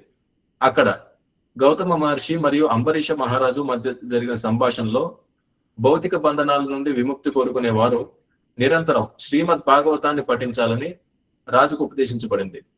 ఈ పరిస్థితులలో భాగవతం యొక్క ప్రామాణికతపై ఎటువంటి సందేహం లేదు. గత 500 సంవత్సరాలలో జీవ గోస్వామి, సనాతన గోస్వామి, విశ్వనాథ్ చక్రవర్తి, వల్లభాచార్య మరియు చైతన్య మహాప్రభు తర్వాత కూడా అనేక ప్రసిద్ధ పండితులు, ఆచార్యులు భాగవతంపై విస్తృతమైన వ్యాఖ్యానాలు రాశారు. కాబట్టి నిజమైన విద్యార్థి ఈ వ్యాఖ్యానాలను అధ్యయనం చేసి ఆధ్యాత్మిక సందేశాలను మరింత లోతుగా ఆస్వాదించేందుకు ప్రయత్నించాలి. ఓవర్ టు యు ప్రభు. సో ఇక్కడ మనకి 2 రిఫరెన్సెస్ చెప్తున్నారు అనమాట. వేరే పురాణాల్లో కూడా భాగవతం యొక్క గొప్పతనం మనకి అనేది వర్ణించబడింది. సో దీనికి గరుడ పురాణంలో ఒక వర్స్ అనేది వస్తుంది అనమాట. అర్థోయం బ్రహ్మసూత్రానం ఇది వేదాంత సూత్రం యొక్క అర్థం అన్నమాట. ఈ శ్రీమద్ భాగవతం అనేది భారతార్థ వినిర్ణయ ప్లస్ ఇది ఇంకోటి వచ్చేసరికి మహాభారతం యొక్క కంప్లీట్ పర్పస్ అనేది ఈ శ్రీమద్ భాగవతంలో వర్ణించబడింది. గాయత్రి భాష్య రూపాసౌ, గాయత్రి మంత్రం యొక్క కామెంటరీ కూడా ఈ శ్రీమద్ భాగవతం ప్లస్ వేదార్థ పరిబ్రహ్మిత, వేదాలు వేదాంతం యొక్క కంప్లీట్ నాలెడ్జ్ అనేది కూడా ఈ శ్రీమద్ భాగవతంలో ఎలాబొరేట్ గా డిస్క్రైబ్ చేయబడింది అనమాట. పురాణానాం సామ రూప, శ్రీమద్ భాగవతం వచ్చేసరికి సుప్రీం అన్ని పురాణాలలో కన్నిటికల్లా చాలా గొప్ప పురాణమైంది ఈ శ్రీమద్ భాగవతం. సాక్షాత్ భగవతోదిత, ఇది స్వయంగా భగవంతుడే ఉద్దేశించాడు, భగవంతుడే బోధించాడు, భగవంతుడే దీన్ని లిఖించాడు అన్నట్టు వ్యాసదేవుడి రూపంలో అని చెప్తారనమాట. ఇందులో ఏంటి ఈ భాగవతం యొక్క ఎలా అర్థం చేసుకోవాలండి? 12 స్కందయుక్త, ఇందులో 12 స్కందాలు ఉన్నాయి అన్నమాట. 12 స్కందోయుక్తో అయం శత విచ్ఛేద సంయుత, ఇందులో 335 చాప్టర్లు ఉన్నాయి అన్నమాట. గ్రంథో 18 సహస్రశ, ఇందులో 18,000 శ్లోకాలు వస్తాయి అన్నమాట. శ్రీమద్ భాగవత అభిదాహ, అంటే శ్రీమద్ భాగవతం ఇది శాస్త్రం అన్నట్టు ఇక్కడ శ్రీమద్ భాగవతం యొక్క వర్ణన ఎంత గొప్పది అనేది మనకి ఇక్కడ గరుడ పురాణంలో చెప్పారు. అలాగే మనకి పద్మ పురాణంలో కూడా ఇందాక చెప్పిన రిఫరెన్స్ వచ్చేసరికి కలవ్యాల ముఖలిత జగత్రాణ విదాయకం, ఈ కలియుగంలో శుకదేవ్ గోస్వామి శ్రీమద్ భాగవతాన్ని భౌతికంగా ఉన్న జీవులందరినీ కూడా ఉద్ధరించే విధంగా ఆయన వర్ణించారనమాట. శ్రీమద్ భాగవతం శాస్త్రం కలో కిరేణ భాషితం, ఈ కలియుగంలో ఈ అజ్ఞాన అంధకారంలో శ్రీమద్ భాగవతం అనేది ఒక ట్రాన్సెండెంటల్ లైట్ అనమాట. ఏ తస్మాత్ అపరం క్రించిత్ మనశుద్ధి కరం నహి, సో దీనికి మించిన ఇంకొక సబ్జెక్ట్ అనేది ఏది లేదు కూడా మనస్సుని శుద్ధిపరిచే అంత గొప్పతనం ఇంకా వేరే ఏ తత్వానికి వేరే ఏ సబ్జెక్ట్ కి కూడా అంత అవకాశం లేదనమాట. జన్మాంతర కృతై పుణ్యై లభ్యతే సుబుద్ధి స్తుతత్, శ్రీమద్ భాగవతం మనకి దొరకాలి అంటే ఎన్నో జన్మల్లో ఎంతో పుణ్యం చేసుకుంటే తప్ప గొప్ప గొప్ప ఆధ్యాత్మిక తత్వవేత్తలు వాళ్ళ ద్వారా అర్థం చేసుకున్న శ్రీమద్ భాగవతాన్ని మనం అర్థం చేసుకోగలమని చెప్పి ఇక్కడ మనకి చెప్తున్నారనమాట. ఇది పద్మ పురాణంలో ఇక్కడ రిఫరెన్స్ ఇచ్చిన వర్స్ అనమాట. సో పద్మ పురాణం అన్ని చోట్ల కూడా ఈ గొప్ప గొప్ప ఆచార్యులు ఉన్నారు. శ్రీధర స్వామి, జీవ గోస్వామి, సనాతన గోస్వామి, విశ్వనాథ చక్రవర్తి ఠాకూర, వల్లభాచార్య, గొప్ప గొప్ప ఆచార్యులు, చైతన్య మహాప్రభు వరకు కూడా వాళ్ళందరూ కూడా భాగవతాన్ని చాలా గొప్పగా ఉద్దేశించారు, భాగవతాన్ని బాగా గొప్పగా వర్ణించారు. మనకు అర్థమయ్యే విధంగా దానికి భాగవతం యొక్క కామెంటరీలు మనకి అందరికీ ఇచ్చి ఒక సీరియస్ స్టూడెంట్ ఎవరైతే భగవంతుని అర్థం చేసుకోవాలనుకుంటున్నారో ఈ భాగవతాన్ని చదివి భాగవతంలో ఉండే ఆ తత్వాన్ని అర్థం చేసుకొని వాళ్ళు భగవంతుని చేరడానికి ఇది అతి సులభమైన అవకాశం అన్నట్టు మనకి చెప్తారనమాట. సో దీనికి ఒక స్టోరీ కూడా ఉంది శ్రీధర్ స్వామి గురించి. శ్రీధర్ స్వామి శ్రీమద్ భాగవతాన్ని కంపైల్ చేసినప్పుడు ఆయన అప్పుడు కాశీలో ఉండేవారు. సో కాశీలో ఉన్నప్పుడు కాశీలో ఉండే అక్కడ మాయావాది సన్యాసిస్ అందరికీ కూడా శ్రీమద్ భాగవతం యొక్క గొప్పతనాన్ని ఆయన వర్ణించినప్పుడు వాళ్ళందరూ కూడా భాగవతం శంకరాచార్య కామెంట్ చేయలేదు కాబట్టి ఇది మేము పట్టించుకోము, దీన్ని మేము లెక్క చేయము, మా శంకరాచార్య చెప్పిన తత్వమే మాది చాలా శ్రేష్టమైంది, ఆయన కామెంటరీ చేసిన వస్తువులు మాత్రమే మేము చదువుతామన్నట్టు వాళ్ళకి శ్రీధర్ స్వామికి గొప్ప డిస్కషన్ జరుగుతుంది అనమాట.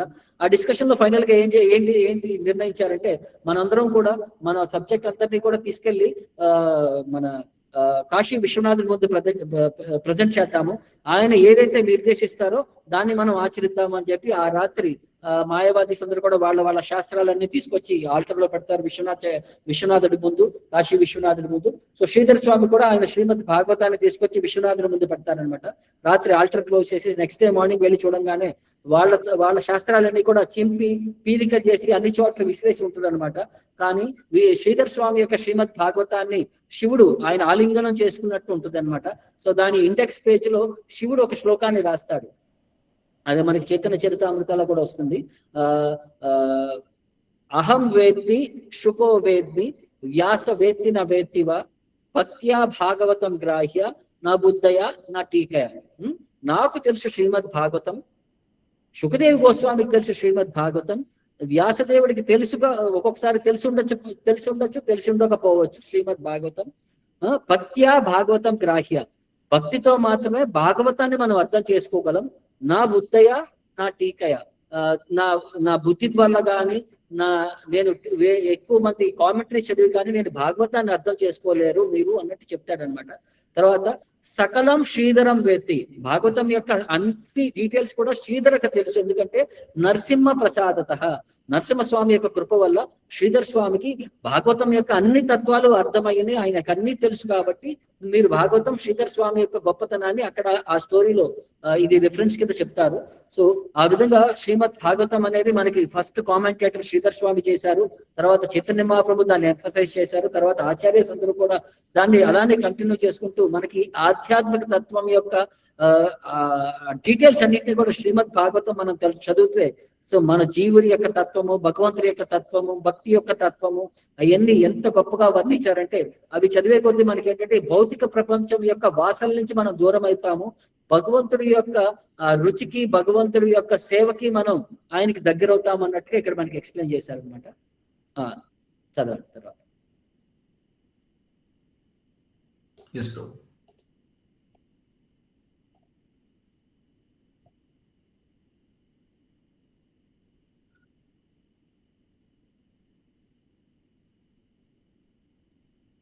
శ్రీల విశ్వనాథ చక్రవర్తి ఠాకూర్ గారు అసలు మరియు శుద్ధమైన ఆధ్యాత్మిక శృంగార తత్వాన్ని, ఆదిరసాన్ని వివరంగా వివరిస్తారు. ఇది భౌతిక మత్తు లేదా కాలుష్యం నుండి పూర్తిగా విముక్తమైనది. మొత్తం భౌతిక సృష్టి శృంగార సిద్ధాంతం ఆధారంగా నడుస్తుంది. ఆధునిక నాగరికతలో శృంగార జీవితం అన్ని కార్యకలాపాలకు కేంద్ర బిందువుగా మారింది. మనం ఎటు చూసినా శృంగార ప్రభావం స్పష్టంగా కనిపిస్తుంది. కాబట్టి శృంగార జీవితం అసత్యం కాదు, దాని నిజమైన స్వరూపం ఆధ్యాత్మిక లోకంలో అనుభవించబడుతుంది. భౌతిక శృంగార జీవితం అసలు ఆధ్యాత్మిక సత్యానికి వికృత ప్రతిబింబం మాత్రమే. ఆ అసలు సత్యం పరమ సత్యంలో ఉంది.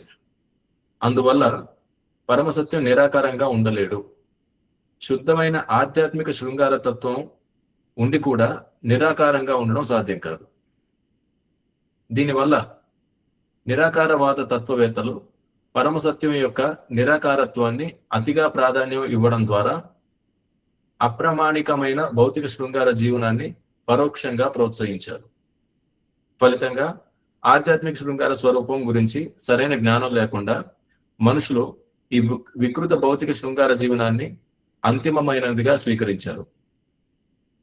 భౌతిక రోగస్థితిలోని శృంగార జీవితం మరియు ఆధ్యాత్మిక శృంగార జీవితం మధ్య స్పష్టమైన తేడా ఉంది. శ్రీమద్ భాగవతం ఈ గ్రంథం పక్షపాతం లేని పాఠకుడిని క్రమంగా అత్యున్నత ఆధ్యాత్మిక పరిపూర్ణ స్థితికి తీసుకువెళ్తుంది. ఇది అతనిని భౌతిక ప్రకృతిలోని 3 గుణాల ప్రభావం నుండి అధిగమించేందుకు సహాయపడుతుంది. అవి ఫలకాంక్షతో చేసే కర్మలు, కర్మకాండ, తర్కాత్మక తత్వచింతన, జ్ఞానకాండ, మరియు వేదాలలో సూచించిన విధంగా వివిధ దేవతల అర్చన, ఉపాసన. హరే కృష్ణ ప్రభు. సో ఇక్కడ మనకి ఇందాక కూడా ఒక రిఫరెన్స్ వచ్చిందనమాట. శ్రీమద్ భాగవతం దాని యొక్క గొప్పతనాన్ని కించపరిచే విధంగా ఏంటంటే ఇది వ్యాసదేవుడు రచించలేదు, ఓపదేవ అని చెప్పి ఒక స్కాలర్ రచించాడు అని చెప్పి ఒక టెక్నికల్ డీటెయిల్స్ తో పాటు వాళ్ళు ఎక్స్ప్లెయిన్ చేస్తున్నారు అనమాట. కానీ ఓపదేవుడు అనేవాడు ఎవరు? ఆయన 13th century పర్సనాలిటీ. ఆయన 13th century పర్సనాలిటీ అయితే ఆయన రచించిందంటే అయితే మరి శ్రీధర్ స్వామి ఆయన కంటే ఒక సంవత్సరం 100 సంవత్సరాలు 200 సంవత్సరాల ముందు ఆయన కామెంటరీ ఎలా చెప్పగలడు? సో ఇంకోటి ఏంటంటే ఇది శంకరాచార్య కూడా శ్రీమద్ భాగవతం యొక్క గొప్పతనాన్ని వర్ణిస్తూ ఆయన గోవిందాష్టకం అని చెప్పి కొన్ని చాలా ఆస్పెక్ట్స్ ఆఫ్ కృష్ణుడి యొక్క లీలల గురించి ఆయన వర్ణించాడు అనమాట. సో మరి భాగవతం బేస్ చేసుకుని ఆయన శంకరాచార్య ఇవన్నీ రచించారు. సో మరి అలాంటప్పుడు ఓపదేవ అనేవాడు ఎలా రచించగలడు? తర్వాత అంటే శంకరాచార్యుడు వచ్చేసరికి 8th century, ఈ ఓపదేవ వచ్చేసరికి 13th century, శ్రీధర్ స్వామి వచ్చేసరికి 11th 12th century, ఆయన కంటే గోపదేవుడి కంటే ముందు వాళ్ళు భాగవతం పైన కామెంటరీ చేసినప్పుడు అది వ్యాసదేవుడు రచించలేదు, గోపదేవుడు రచించాడని చెప్పి ఎన్ని బేస్లెస్ ఫాల్స్ ఎక్యూజేషన్స్ అన్నమాట. అంటే ఆ శాస్త్రం యొక్క గొప్పతనాన్ని కించపరిచే విధంగా దాన్ని ఒక భౌతిక మనిషి సృష్టించాడు. సో దాంట్లో భౌతిక మనిషి యొక్క తత్వం, భౌతిక మనిషి యొక్క అన్ని అనర్హతలన్నీ కూడా ఆ శాస్త్రంలో ఉన్నాయని చెప్పి దాన్ని చూపించడానికి ఇది ఒక చాలా గొప్ప ప్రయత్నం చేశారు చాలా మంది. దీనికి ఒక హిస్టారికల్ రిఫరెన్సెస్ ఏదో తీసుకొచ్చారు. కానీ భాగవతం అనేది అన్ని వేరే పురాణాల్లో కూడా దానికి ఒక గొప్పతనం చెప్పబడినట్టు వల్ల మనం ఇందాక మనం చూసినట్టు గరుడ పురాణంలో కానీ వేరే పురాణంలో కానీ భాగవతం యొక్క రిఫరెన్స్ వచ్చింది. అది వ్యాసదేవుడు స్వయంగా రచించాడు అని చెప్పి సాక్షాత్ భగవతోదిత అంటే భగవంతుడి యొక్క ప్రతిరూపమైన వ్యాసదేవుడే దాన్ని లిఖించాడని చెప్పి ఆ వర్ణన ఉండేసరికి వీళ్ళ యొక్క ఈ ఫాల్స్ ఎక్విజిషన్స్ అన్ని కూడా మనకి ఇర్రెస్పెక్టివ్ అంటే మనకి ఇర్రెలవెంట్ కింద ఎక్స్ప్లెయిన్ చేస్తారు. ఇంకోటి కూడా విశ్వనాథ్ చక్రవర్తి ఠాకూర్ వారు ఈ భౌతిక ప్రపంచం యొక్క మూల రోగం ఏంటయ్యా అంటే ఈ సెక్స్ లైఫ్ అనేది భౌతిక ప్రపంచం యొక్క మూల రోగం అని చెప్పి ఎక్స్ప్లెయిన్ చేస్తారనమాట. సో దాన్ని ఆధ్యాత్మిక ప్రపంచంలో అది హైయెస్ట్ ప్రిన్సిపల్ ఆది రస అని అంటారు.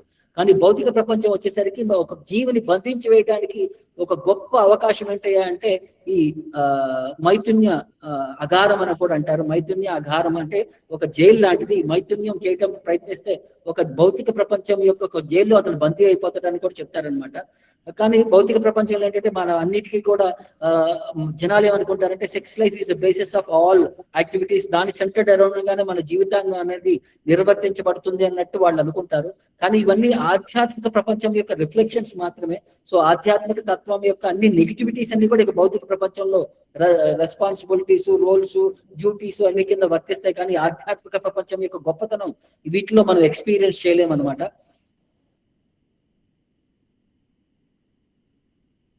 సో మనం భగవంతుడు నిరాకారం కింద మనం అర్థం చేసుకోలేము.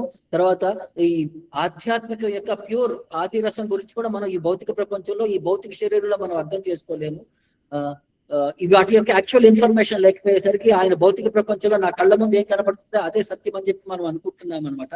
అందుకనే వ్యాసదేవుడు కృష్ణుడు సత్యం పరం సత్యం అని చెప్పి ఆయన డిస్క్రైబ్ చేస్తూ గాయత్రి మంత్రంతో ఎండ్ చేస్తున్నాడు అనమాట. సత్యం పరం ధీమహి, ఆ ఆధ్యాత్మిక తత్వమైన భగవంతుడి పైన నేను మెడిటేట్ చేస్తున్నాను అని చెప్పి అక్కడ భగవంతుడికి గ్లోరిఫై చేస్తూ ఆయన్ని ఒక గాయత్రి మంత్రంతో ఈ శ్రీమద్ భాగవతాన్ని ఇన్వోక్ చేశారనమాట. ఎందుకంటే ఈ గాయత్రి మంత్రం యొక్క మనస్తత్వం ఏమంటే మన భగవంతుడి దగ్గరికి సన్నిహితంగా తీసుకెళ్ళగలదు అనమాట. సో అది కూడా మనల్ని ఈ భౌతిక ప్రపంచంలో ఒక బ్రాహ్మణికల్ ప్లాట్ఫామ్ కి మనం రైజ్ చేయగలదు. సో తద్వారా మనం ఈ భౌతిక ప్రపంచం యొక్క వాసనలన్నింటినీ మనం దూరం అవ్వగలం. భగవంతుడి యొక్క రూపానికి, భగవంతుడి యొక్క నామానికి, భగవంతుడి యొక్క గుణగణాలకి మనల్ని ఆకర్షిత చేయగలదు. మనల్ని ఆ స్టేజ్కి తీసుకెళ్లి ఆ తత్వాన్ని అర్థం చేసుకునే గొప్పతనానికి మనకి రైజ్ చేయగలదు అనమాట.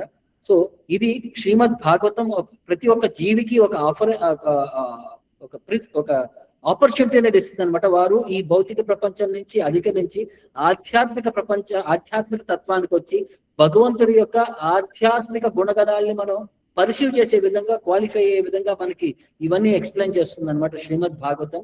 దీని యొక్క ఎలాబరేట్ వర్ణన మనకి దశమ స్కందంలో కృష్ణుడి యొక్క తత్వం గురించి, కృష్ణుడి యొక్క లీలల గురించి ఎక్స్ప్లెయిన్ చేయబడి ఉంటుంది.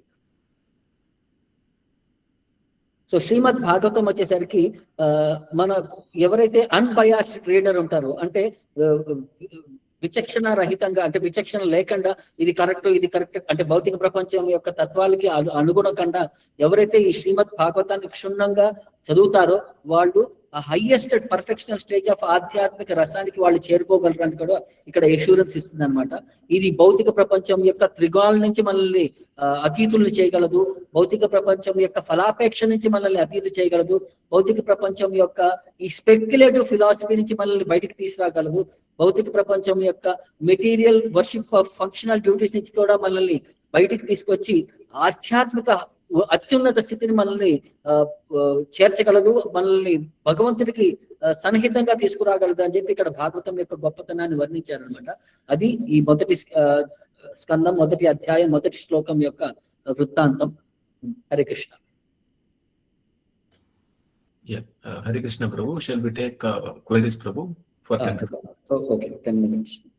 yes. హరే కృష్ణ డివోటీస్, ఎవరైతే ప్రభుని సందేహాలు అడుగుదాం అనుకుంటున్నారో వారు దయచేసి హ్యాండ్ రైజ్ చేయండి. సో నేను వారి పేరు చెప్తాను. నేను ఎవరి పేరు అయితే చెప్తానో దే కెన్ అన్మ్యూట్. నేను మైక్రోఫోన్ ఆన్ చేస్తాను. They can ask their query. Okay. So Gayatri మాతాజీ, గాయత్రి దేవి మాతాజీ, you can please ask. Microphone is on. Hare Krishna ప్రభు, ధన్యవాద ప్రణాం ప్రభు. హరే కృష్ణ. ప్రభు చాలా బాగుంది ప్రభు. ఇవాళ లాస్ట్ క్లాస్ తెలుసుకున్న మీనింగ్. నాకు ఒక 2 క్వైరీస్ ఉన్నాయి ప్రభు. ప్రభు మీరు ఎక్స్ప్లెయిన్ చేస్తూ రిలేటివ్ ట్రూత్ అనేది మనకి ఇక్కడ ఉంటది, ఆధ్యాత్మిక ప్రపంచంలో ఉండదు అనేసి అన్నట్టు చెప్పారు కదా ప్రభు. అవును. ట్రూత్ అనేది అంటే ఇక్కడ మనకి సుఖ దుఃఖాలు, సంతోషం, బాధ ఇలాంటివి అనేటివి రిలేటివ్ ట్రూత్. ఆధ్యాత్మిక ప్రపంచంలో ఉండదు అంటే కేవలం ఇది ఒకటేనా, ఇంకా వేరే ఏమన్నా ఉన్నాయా ప్రభు? అంటే నీకు ఉదాహరణకి భౌతిక ప్రపంచంలో ఒక్కొక్క గ్రహం పైన వాళ్ళ ఆయు అనేది నిర్ధారించబడింది. ఇప్పుడు ఒక చీమ ఉంది, దానికి 100 సంవత్సరాలు అనేది మన లెక్క ప్రకారం ఎన్ని రోజులు? 365 days, 1 year అంటే ప్రభు. అంటే మనకి 100 సంవత్సరాలు మన ఆయువు, చీమకి దాని 100 సంవత్సరాల ఆయువు దాని యొక్క శరీరంలో మన లెక్క ప్రకారం 1 నెల రోజులు అవ్వచ్చు, 2 నెలలు అవ్వచ్చు అంతే. ఇప్పుడు ఆ చీమ కూడా 100 సంవత్సరాలు బతికింది. Okay okay. ఇప్పుడు బ్రహ్మదేవుడి దగ్గరికి వెళ్తే అక్కడ 100 సంవత్సరాల టైం వేరే టైంలో ఉంది అది. ఇక్కడి నుంచి మనకి నరకంలోకి వెళ్తే నరకంలో కొన్ని లక్షల సంవత్సరాలు గడిచినా సరే ఇక్కడ మనకి 1 రోజు కూడా అవ్వదు.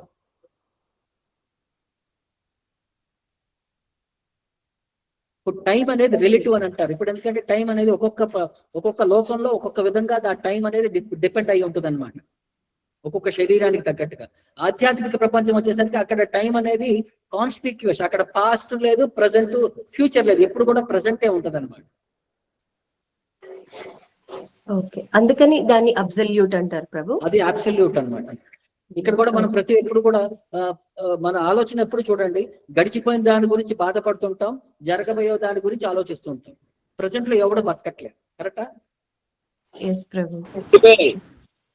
సో అదే విధంగా ఆధ్యాత్మిక ప్రపంచంలో వచ్చేసరికి అక్కడ పాస్ట్ ఉండదు, ఫ్యూచర్ ఉండదు, అంతా కూడా కంటిన్యూస్ జరుగుతూనే ఉంటుంది అండి. లిమిటేషన్ అనేది ఏమీ ఉండదు. ఇప్పుడు భౌతిక ప్రపంచంలో మనం ఒక పండు తింటే అది ఒక్కసారి తినగానే ఇంకో 2వ పండు తింటాం, 3వ పండు తినగానే మనకి వ్యక్సం అనేది అయిపోతుంది. రోజు మొత్తం కూడా అదే పండు తినాలనుకోండి, మీకు ఇంకా విరక్తి అనేది కలుగుతుంది. ఆధ్యాత్మిక ప్రపంచంలో మీరు ఎంత ఆస్వాదించినా సరే దాని యొక్క సేవన అనేది మీరు ఇక దాన్ని వదిలిపెట్టరు, ఇంకా ఇంకా ఇంకా కావాలని చెప్పి కోరుకుంటామని. అది రిలేటివ్ కి ఆధ్యాత్మిక ప్రపంచంలో ఉంటే అబ్సల్యూట్ కి తేడా, అలా అంత తేడా వస్తుంది అన్నమాట. ఓకే, నైస్ ప్రభు, అర్థమైంది ప్రభు. ప్రభు ఇంకొకటి, మీరు వ్యాసదేవుల వారి ఇది చతుశ్లోకి చెప్పారు కదా ప్రభు, 4 శ్లోకాస్ తత్వం గురించి చెప్పారు, అది ఒక్కసారి చెప్పారు ప్రభు. ఇది భాగవతంలో కృష్ణుడు బ్రహ్మదేవుడికి 4 శ్లోకాల్లో శ్రీమద్ భాగవతాన్ని వర్ణించాడండి. 2వ స్కందం 9వ అధ్యాయం 33, 34, 35, 36 శ్లోకాల్లో ఈ 4 శ్లోకాల్లో శ్రీమద్ భాగవతం అనేది క్లుప్తంగా వర్ణించాడండి. సో మొదటి శ్లోకంలో వచ్చేసరికి కృష్ణుడు వచ్చేసరికి భగవంతుడి యొక్క తన తత్వం గురించి ఎక్స్ప్లెయిన్ చేస్తాడు మొదటి శ్లోకం.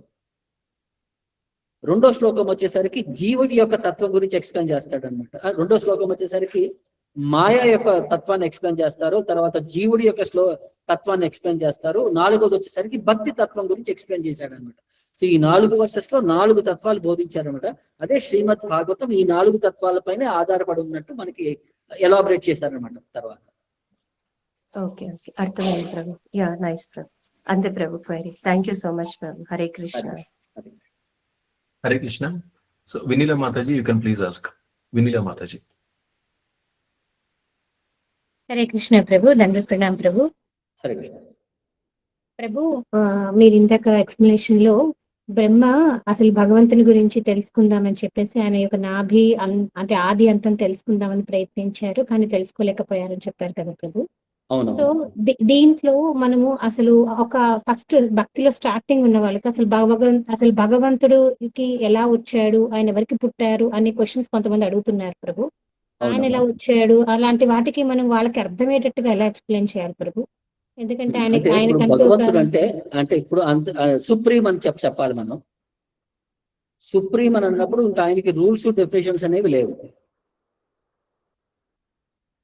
సుప్రీం ఇదే చెప్పాను ప్రభు, హీఈస్ ద సుప్రీం. ఆయనకి మనలాగా జనన మరణాలు అనేవి ఉండవు, మనలాగా తల్లిదండ్రులు ఉండరు, అది ఇది అని చెప్తే అది ఎలా సాధ్యము అది అని కొన్ని క్వశ్చన్స్ అదే అడుగుతున్నారు అందుకే ఇప్పుడు మనం అదే వాళ్ళు అడిగే విధానం ఎలా ఉంటుందంటే, వాళ్ళకి ఈ భౌతిక ప్రపంచం యొక్క అవగాహనతోనే వాళ్ళు అనుకుంటారు ఆధ్యాత్మిక ప్రపంచం కూడా భౌతిక ప్రపంచం యొక్క రూల్స్ లాంటివే అని చెప్పి వాళ్ళు అనుకుంటున్నారు. ఓకే. సో అక్కడ రూల్స్ వేరు, అక్కడ తత్వం వేరు, అక్కడ అండర్స్టాండింగ్ వేరు. అది వాళ్ళకి అది తెలియాలన్నమాట. ఇప్పుడు నాకు ఇప్పుడు నేను ఎల్కేజీలో ఉన్నాను, నేనే అనుకుంటాను ఈ ఎల్కేజీలో ఉండేదే ప్రపంచం అనుకుంటాను, కానీ ఎల్కేజీకి దాటి బయట వేరే ప్రపంచం కూడా ఉంది కదా. అవును ప్రభు. నాకు తెలియదన్నంత మాత్రాన భగవంతుడు అది కాడు అని చెప్పడం అది కరెక్ట్ కాదు కదా. అవును ప్రభు.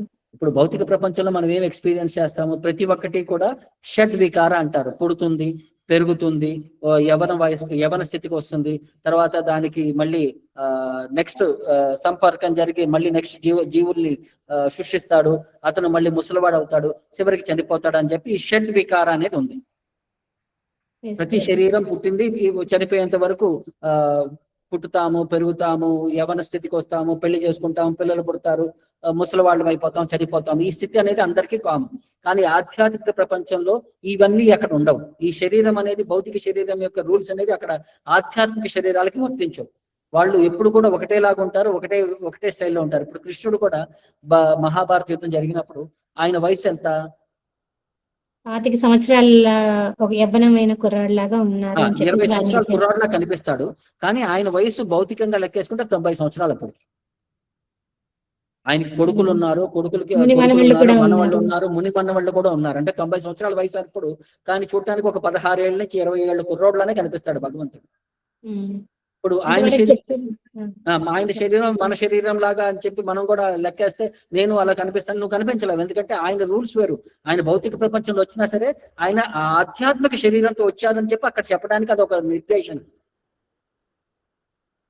ఇప్పుడు ఓకే, కృష్ణుడు జన్మ తీసుకున్నాడు, ఆయన లైంగిక సంపర్కం వల్ల జన్మ తీసుకున్నాడా, ఆధ్యాత్మిక విధంగా ఆయన జన్మ తీసుకున్నాడా? కృష్ణాభక్తి ప్రకారం లైంగిక సంపర్కం వల్ల కాదు ప్రభు, ఆయన ఆధ్యాత్మికంగా వచ్చారు.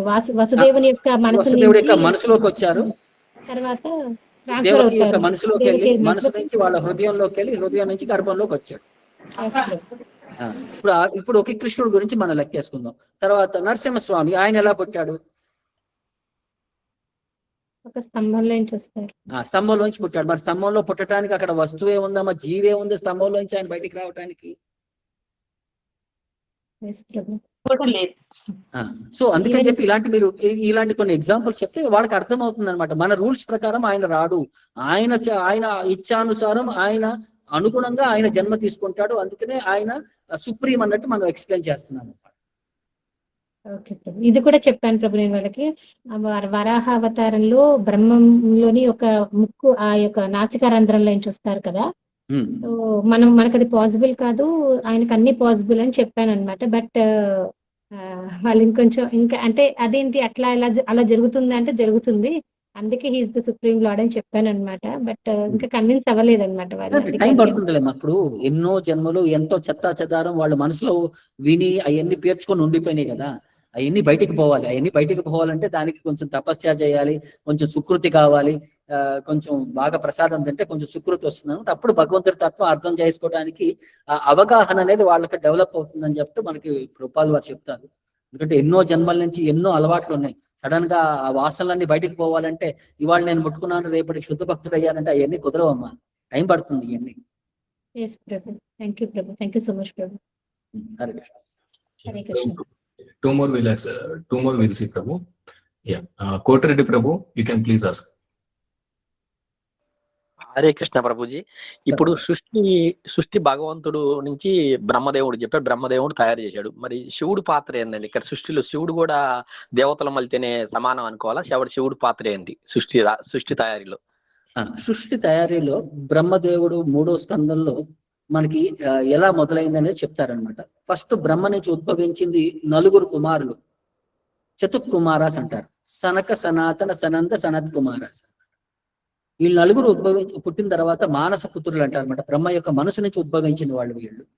సో వాళ్ళని బ్రహ్మ ఏమంటాడంటే ఆజ్ఞాపిస్తాడంటే మీరు తపస్సు చేసి ఈ భౌతిక సృష్టి యొక్క అభివృద్ధి చేయండి, ఇంకా జీవరాశులను పెంచండి అని చెప్తాడు.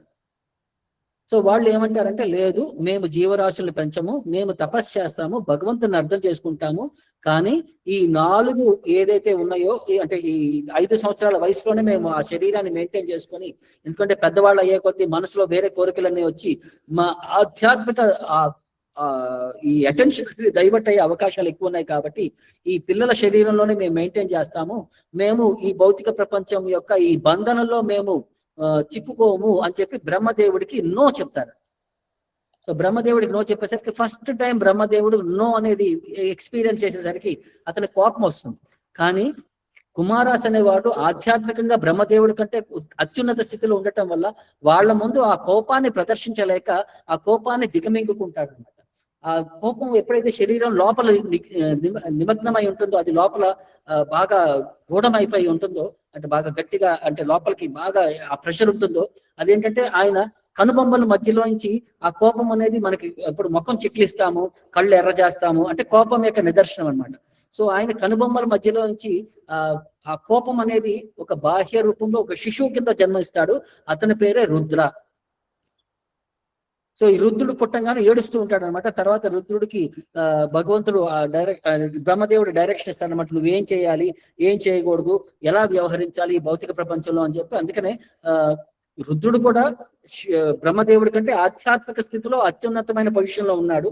సో అక్కడ కూడా బ్రహ్మదేవుడు కూడా ఆయన్ని రెస్పెక్ట్ చేస్తూ, కుమారాశని రెస్పెక్ట్ చేస్తూ, తన తర్వాత వేరే 10 మంది మానస పుత్రులను సృష్టించి, మళ్ళీ తర్వాత గొప్ప ఋషులను సృష్టించి, వాడి ద్వారా ఈ భౌతిక ప్రపంచం యొక్క ఫర్దర్ ప్రొడక్షన్ అనేది వాళ్ళ ద్వారా ఆయన రిక్వెస్ట్ చేస్తాడు.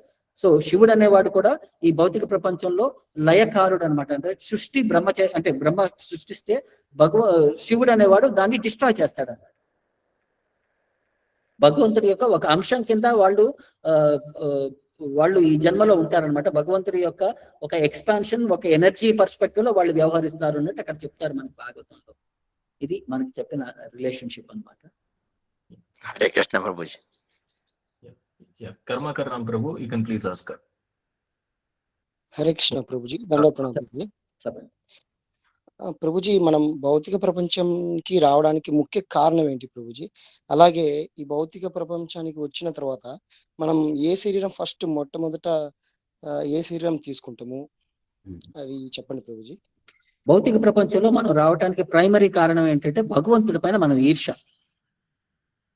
ఎందుకంటే ఆధ్యాత్మిక ప్రపంచంలో అందరూ కూడా భగవంతుని సేవిస్తూ ఉంటారు, అందరూ భగవంతుడి యొక్క సేవలో ఉండిపోయేసరికి మనకి ఇప్పుడు మీరు ఉన్నారు, మీతో పాటు అందరూ కూడా మీరు టెంపుల్కి వచ్చినప్పుడు, అంటే టెంపుల్కి వెళ్ళినప్పుడు లేకపోతే ఎక్కడికైనా సెలబ్రిటీ దగ్గరికి వెళ్ళారనుకోండి, ఏదైనా ఈవెంట్కి వెళ్ళారనుకోండి, ఒక సెలబ్రిటీ రాగానే అక్కడ అందరూ గుమ్మిగూడిపోతారు, ఆయన చుట్టే ఉంటారు, పొద్దాక ఒక బెల్లం చుట్టూ ఈగల్లాగా అక్కడక్కడ తిరుగుతుంటారు. అప్పుడు మనకి ఒక కోరిక వస్తుంది, అరే నేను అలాంటి స్టేజ్లో ఉండాలి, నేను అలా సెంటర్ ఆఫ్ అట్రాక్షన్ అవ్వాలి, అందరూ నా చుట్టూ తిరగాలి, అందరూ నా వెనకాల పడాలి అని చెప్పి ఒక భావన వచ్చిందో, అప్పుడు అలాగే భగవంతుడు కూడా ఆధ్యాత్మిక ప్రపంచంలో ఆయన సెంటర్ ఆఫ్ అట్రాక్షన్ లో ఉన్నాడు. అందరూ కూడా ఆయన చుట్టూ తిరిగేసరికి ఆయనని ఆనందించడానికి, ఆయన సేవ చేయడానికి అందరూ అక్కడ పరిగెడుతున్నప్పుడు మనలో ఒక చిన్న ఆలోచన వచ్చిందనమాట, నేను కృష్ణుడిలాగా అలా సెంటర్ ఆఫ్ అట్రాక్షన్ ఎప్పుడు అవ్వగలను అని చెప్పి ఆలోచన రాగానే ఈ భౌతిక ప్రపంచం అనేది సృష్టిస్తాడు భగవంతుడు. ఎందుకంటే మన ప్రతి ఒక్క కోరికని ఆయన తీర్చడానికి ఒక అవకాశాన్ని ఆయన చూస్తుంటారనమాట. సో ఈ కోరికను కూడా తీర్చడానికి ఆయన ఏం చేస్తాడంటే ఆధ్యాత్మిక ప్రపంచం యొక్క ఒక రిఫ్లెక్షన్ ని ఈ భౌతిక ప్రపంచంలో సృష్టించారు. ఈ భౌతిక ప్రపంచంలో కూడా ప్రతి ఒక్కరు కూడా centre of attraction, master of everything, the lord of everything I survey అని చెప్పి భగవంతుడి యొక్క ఆస్పెక్ట్ ని మనం ఇక్కడ ఇంప్లిమెంట్ చేయడానికి ట్రై చేస్తాము. ప్రతి ఒక్కరు చూడండి, ప్రతి చోట కూడా నేను బాస్ అవ్వాలి, అందరూ నా మాట వినాలి, అదే సేమ్ భగవంతుడి యొక్క మాట ఎలాగైతే అందరూ వినాలన్నారో మనం కూడా భగవంతుడిని ఇమిటేట్ చేస్తూ ఈ భౌతిక ప్రపంచంలో వ్యవహరిస్తుంటాము. సో భగవంతుడి పైన ఉండే ఆ ఈర్ష అనేది ప్రైమరీ కాజ్ అండి ఈ భౌతిక ప్రపంచానికి రావడానికి. సో ఈ భౌతిక ప్రపంచంలో వచ్చిన తర్వాత the first position what we become is Brahma. ఎందుకంటే భౌతిక ప్రపంచంలో మాస్టర్ ఆఫ్ దిస్ యూనివర్స్ వచ్చేసరికి బ్రహ్మ. సో భగవంతుడి యొక్క ఈక్వివాలెంట్ పొజిషన్ ఈ భౌతిక ప్రపంచంలో వచ్చేసరికి బ్రహ్మదేవుడితో స్టార్ట్ అవుతాము. తర్వాత మనం చేసే కర్మల కొద్దీ ఆ బ్రహ్మ భువన లోకాలు, ఈ 14 లోకాల్లో పైకి కిందకి మనం జన్మల తర్వాత తీసుకుంటూ ఉంటాం అని చెప్పి ఇది భాగవతం ప్రకారం, ప్రభుపాదుల వారి ప్రకారం మనం అర్థం చేసుకునే విధానం అన్నమాట. ఓకే ప్రభుజీ, బ్రహ్మదేవుడు పోస్ట్ తీసుకున్నాక మనం అంత మంచి అంటే మంచి సృష్టిని సృష్టించడం అంటే భగవంతుని ఏదైతే ఆర్డర్ ఉంటే దాని ప్రకారమే వెళ్తాం కదా ప్రభుజీ. మళ్ళా కానీ ఎందుకు ఇక్కడ చూడండి, బ్రహ్మ అనేది పోస్ట్ అండి. కానీ ప్రాబ్లం వచ్చేసరికి ఏంటంటే అది భక్తుడైతే ఒక విధంగా వ్యవహరిస్తాడు, భక్తుడు కాకుండా భగవంతుడి పైన ఈర్ష్యతో వ్యవహరించడం అంటే అన్ని అహంకారంతో, దర్పంతో, గర్వంతో చేస్తే అక్కడ ఆ సృష్టి అంతా కూడా అంత క్లీన్ గా ఉండదు, అంత ఇన్ఎఫెక్టివ్ గా ఉంటది అనమాట. సో మీకు తర్వాత అర్థమవుతుంది, ఆ ఫర్దర్ డీటెయిల్స్ లోకి మనం ఆలోచిస్తే ఏంటి అహంకారంతో చేసే పని అది సఫలీకృతం అవదన్నమాట. అప్పుడే అందుకనే అప్పుడు మనకి ఒక్కొక్కసారి మళ్ళీ మనం తక్కువ జాతి జన్మల్లో మనం తీసుకోవాల్సి వస్తుంది అనమాట. Okay okay Prabhuji. One more question Prabhuji.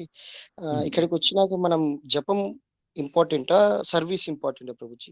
రెండు ఇంపార్టెంట్ అండి, ఒకదానికి ఇంకో దానికి కంపారిజన్ లేదు. మనం రెండు సమానం, ఎందుకంటే భగవంతుడి సేవ జపము. కానీ ప్రభుపాల వారు చెప్పడం ప్రకారం ఇప్పుడు ఎలా ఉంటుందంటే, ఇప్పుడు మేము పొద్దున్నే పూజారి సర్వీసెస్ చేయాలి, అప్పుడు మేము జపం చేయలేము. ఎందుకంటే భగవంతుడి ఆరాధన, భగవంతుడి సేవ అనేది కంపల్సరీ జరగాలి. పొద్దున్న 7 మీరందరూ దర్శనం చేసుకోవాలి అంటే 5 దగ్గర నుంచి పూజారి భగవంతుడికి స్నానం చేపించి, డ్రెస్ చేసి, నైవేద్యం చేసి, అంటే మనం ఉపచారాసని చేసి, అప్పుడు మాత్రమే మనం వేరే వాళ్ళందరూ ఎక్స్పీరియన్స్ చేయగలరు. సో భగవంతుడి సేవ అనేది ఇంపార్టెంట్. అలాగే అంటే చాలా సార్లు ఏంటంటే Bhagwant service is first priority. Chanting when find time later to finish off chanting అన్నట్టు కూడా ప్రభుపాల్ వారు చాలా చోట్ల కూడా ఇలా డైరెక్షన్ ఇచ్చారనమాట. సో మనం ఒకటి తక్కువ ఒకటి ఎక్కువ అని చెప్పట్లేదు, ఫస్ట్ ప్రయారిటీ సర్వీస్ ప్రభుపాద వాళ్ళని చెప్పిన ప్రకారం కూడా. జై Sriram Prabhuji. Thank you Prabhuji. Hare Krishna Prabhu, thank you very much Prabhu, thank you for the session. Next week 1.1.2 start చేస్తాం. Yes sure Prabhu, definitely Prabhu. So Hare Krishna devotees, ఇంకా ఎవరికైనా ఏమైనా సందేహాలు ఉంటే గనక నేను చాట్ లో పెట్టిన నెంబర్ కి మెసేజ్ చేయగలరు. నేను ప్రభు వారికి పంపించి క్లారిఫికేషన్ తీసుకుని మీకు పంపిస్తాను. Okay, Hare Krishna, thank you very much.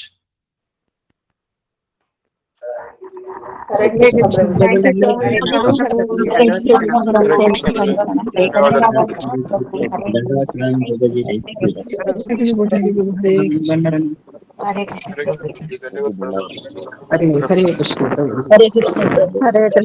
Hari boll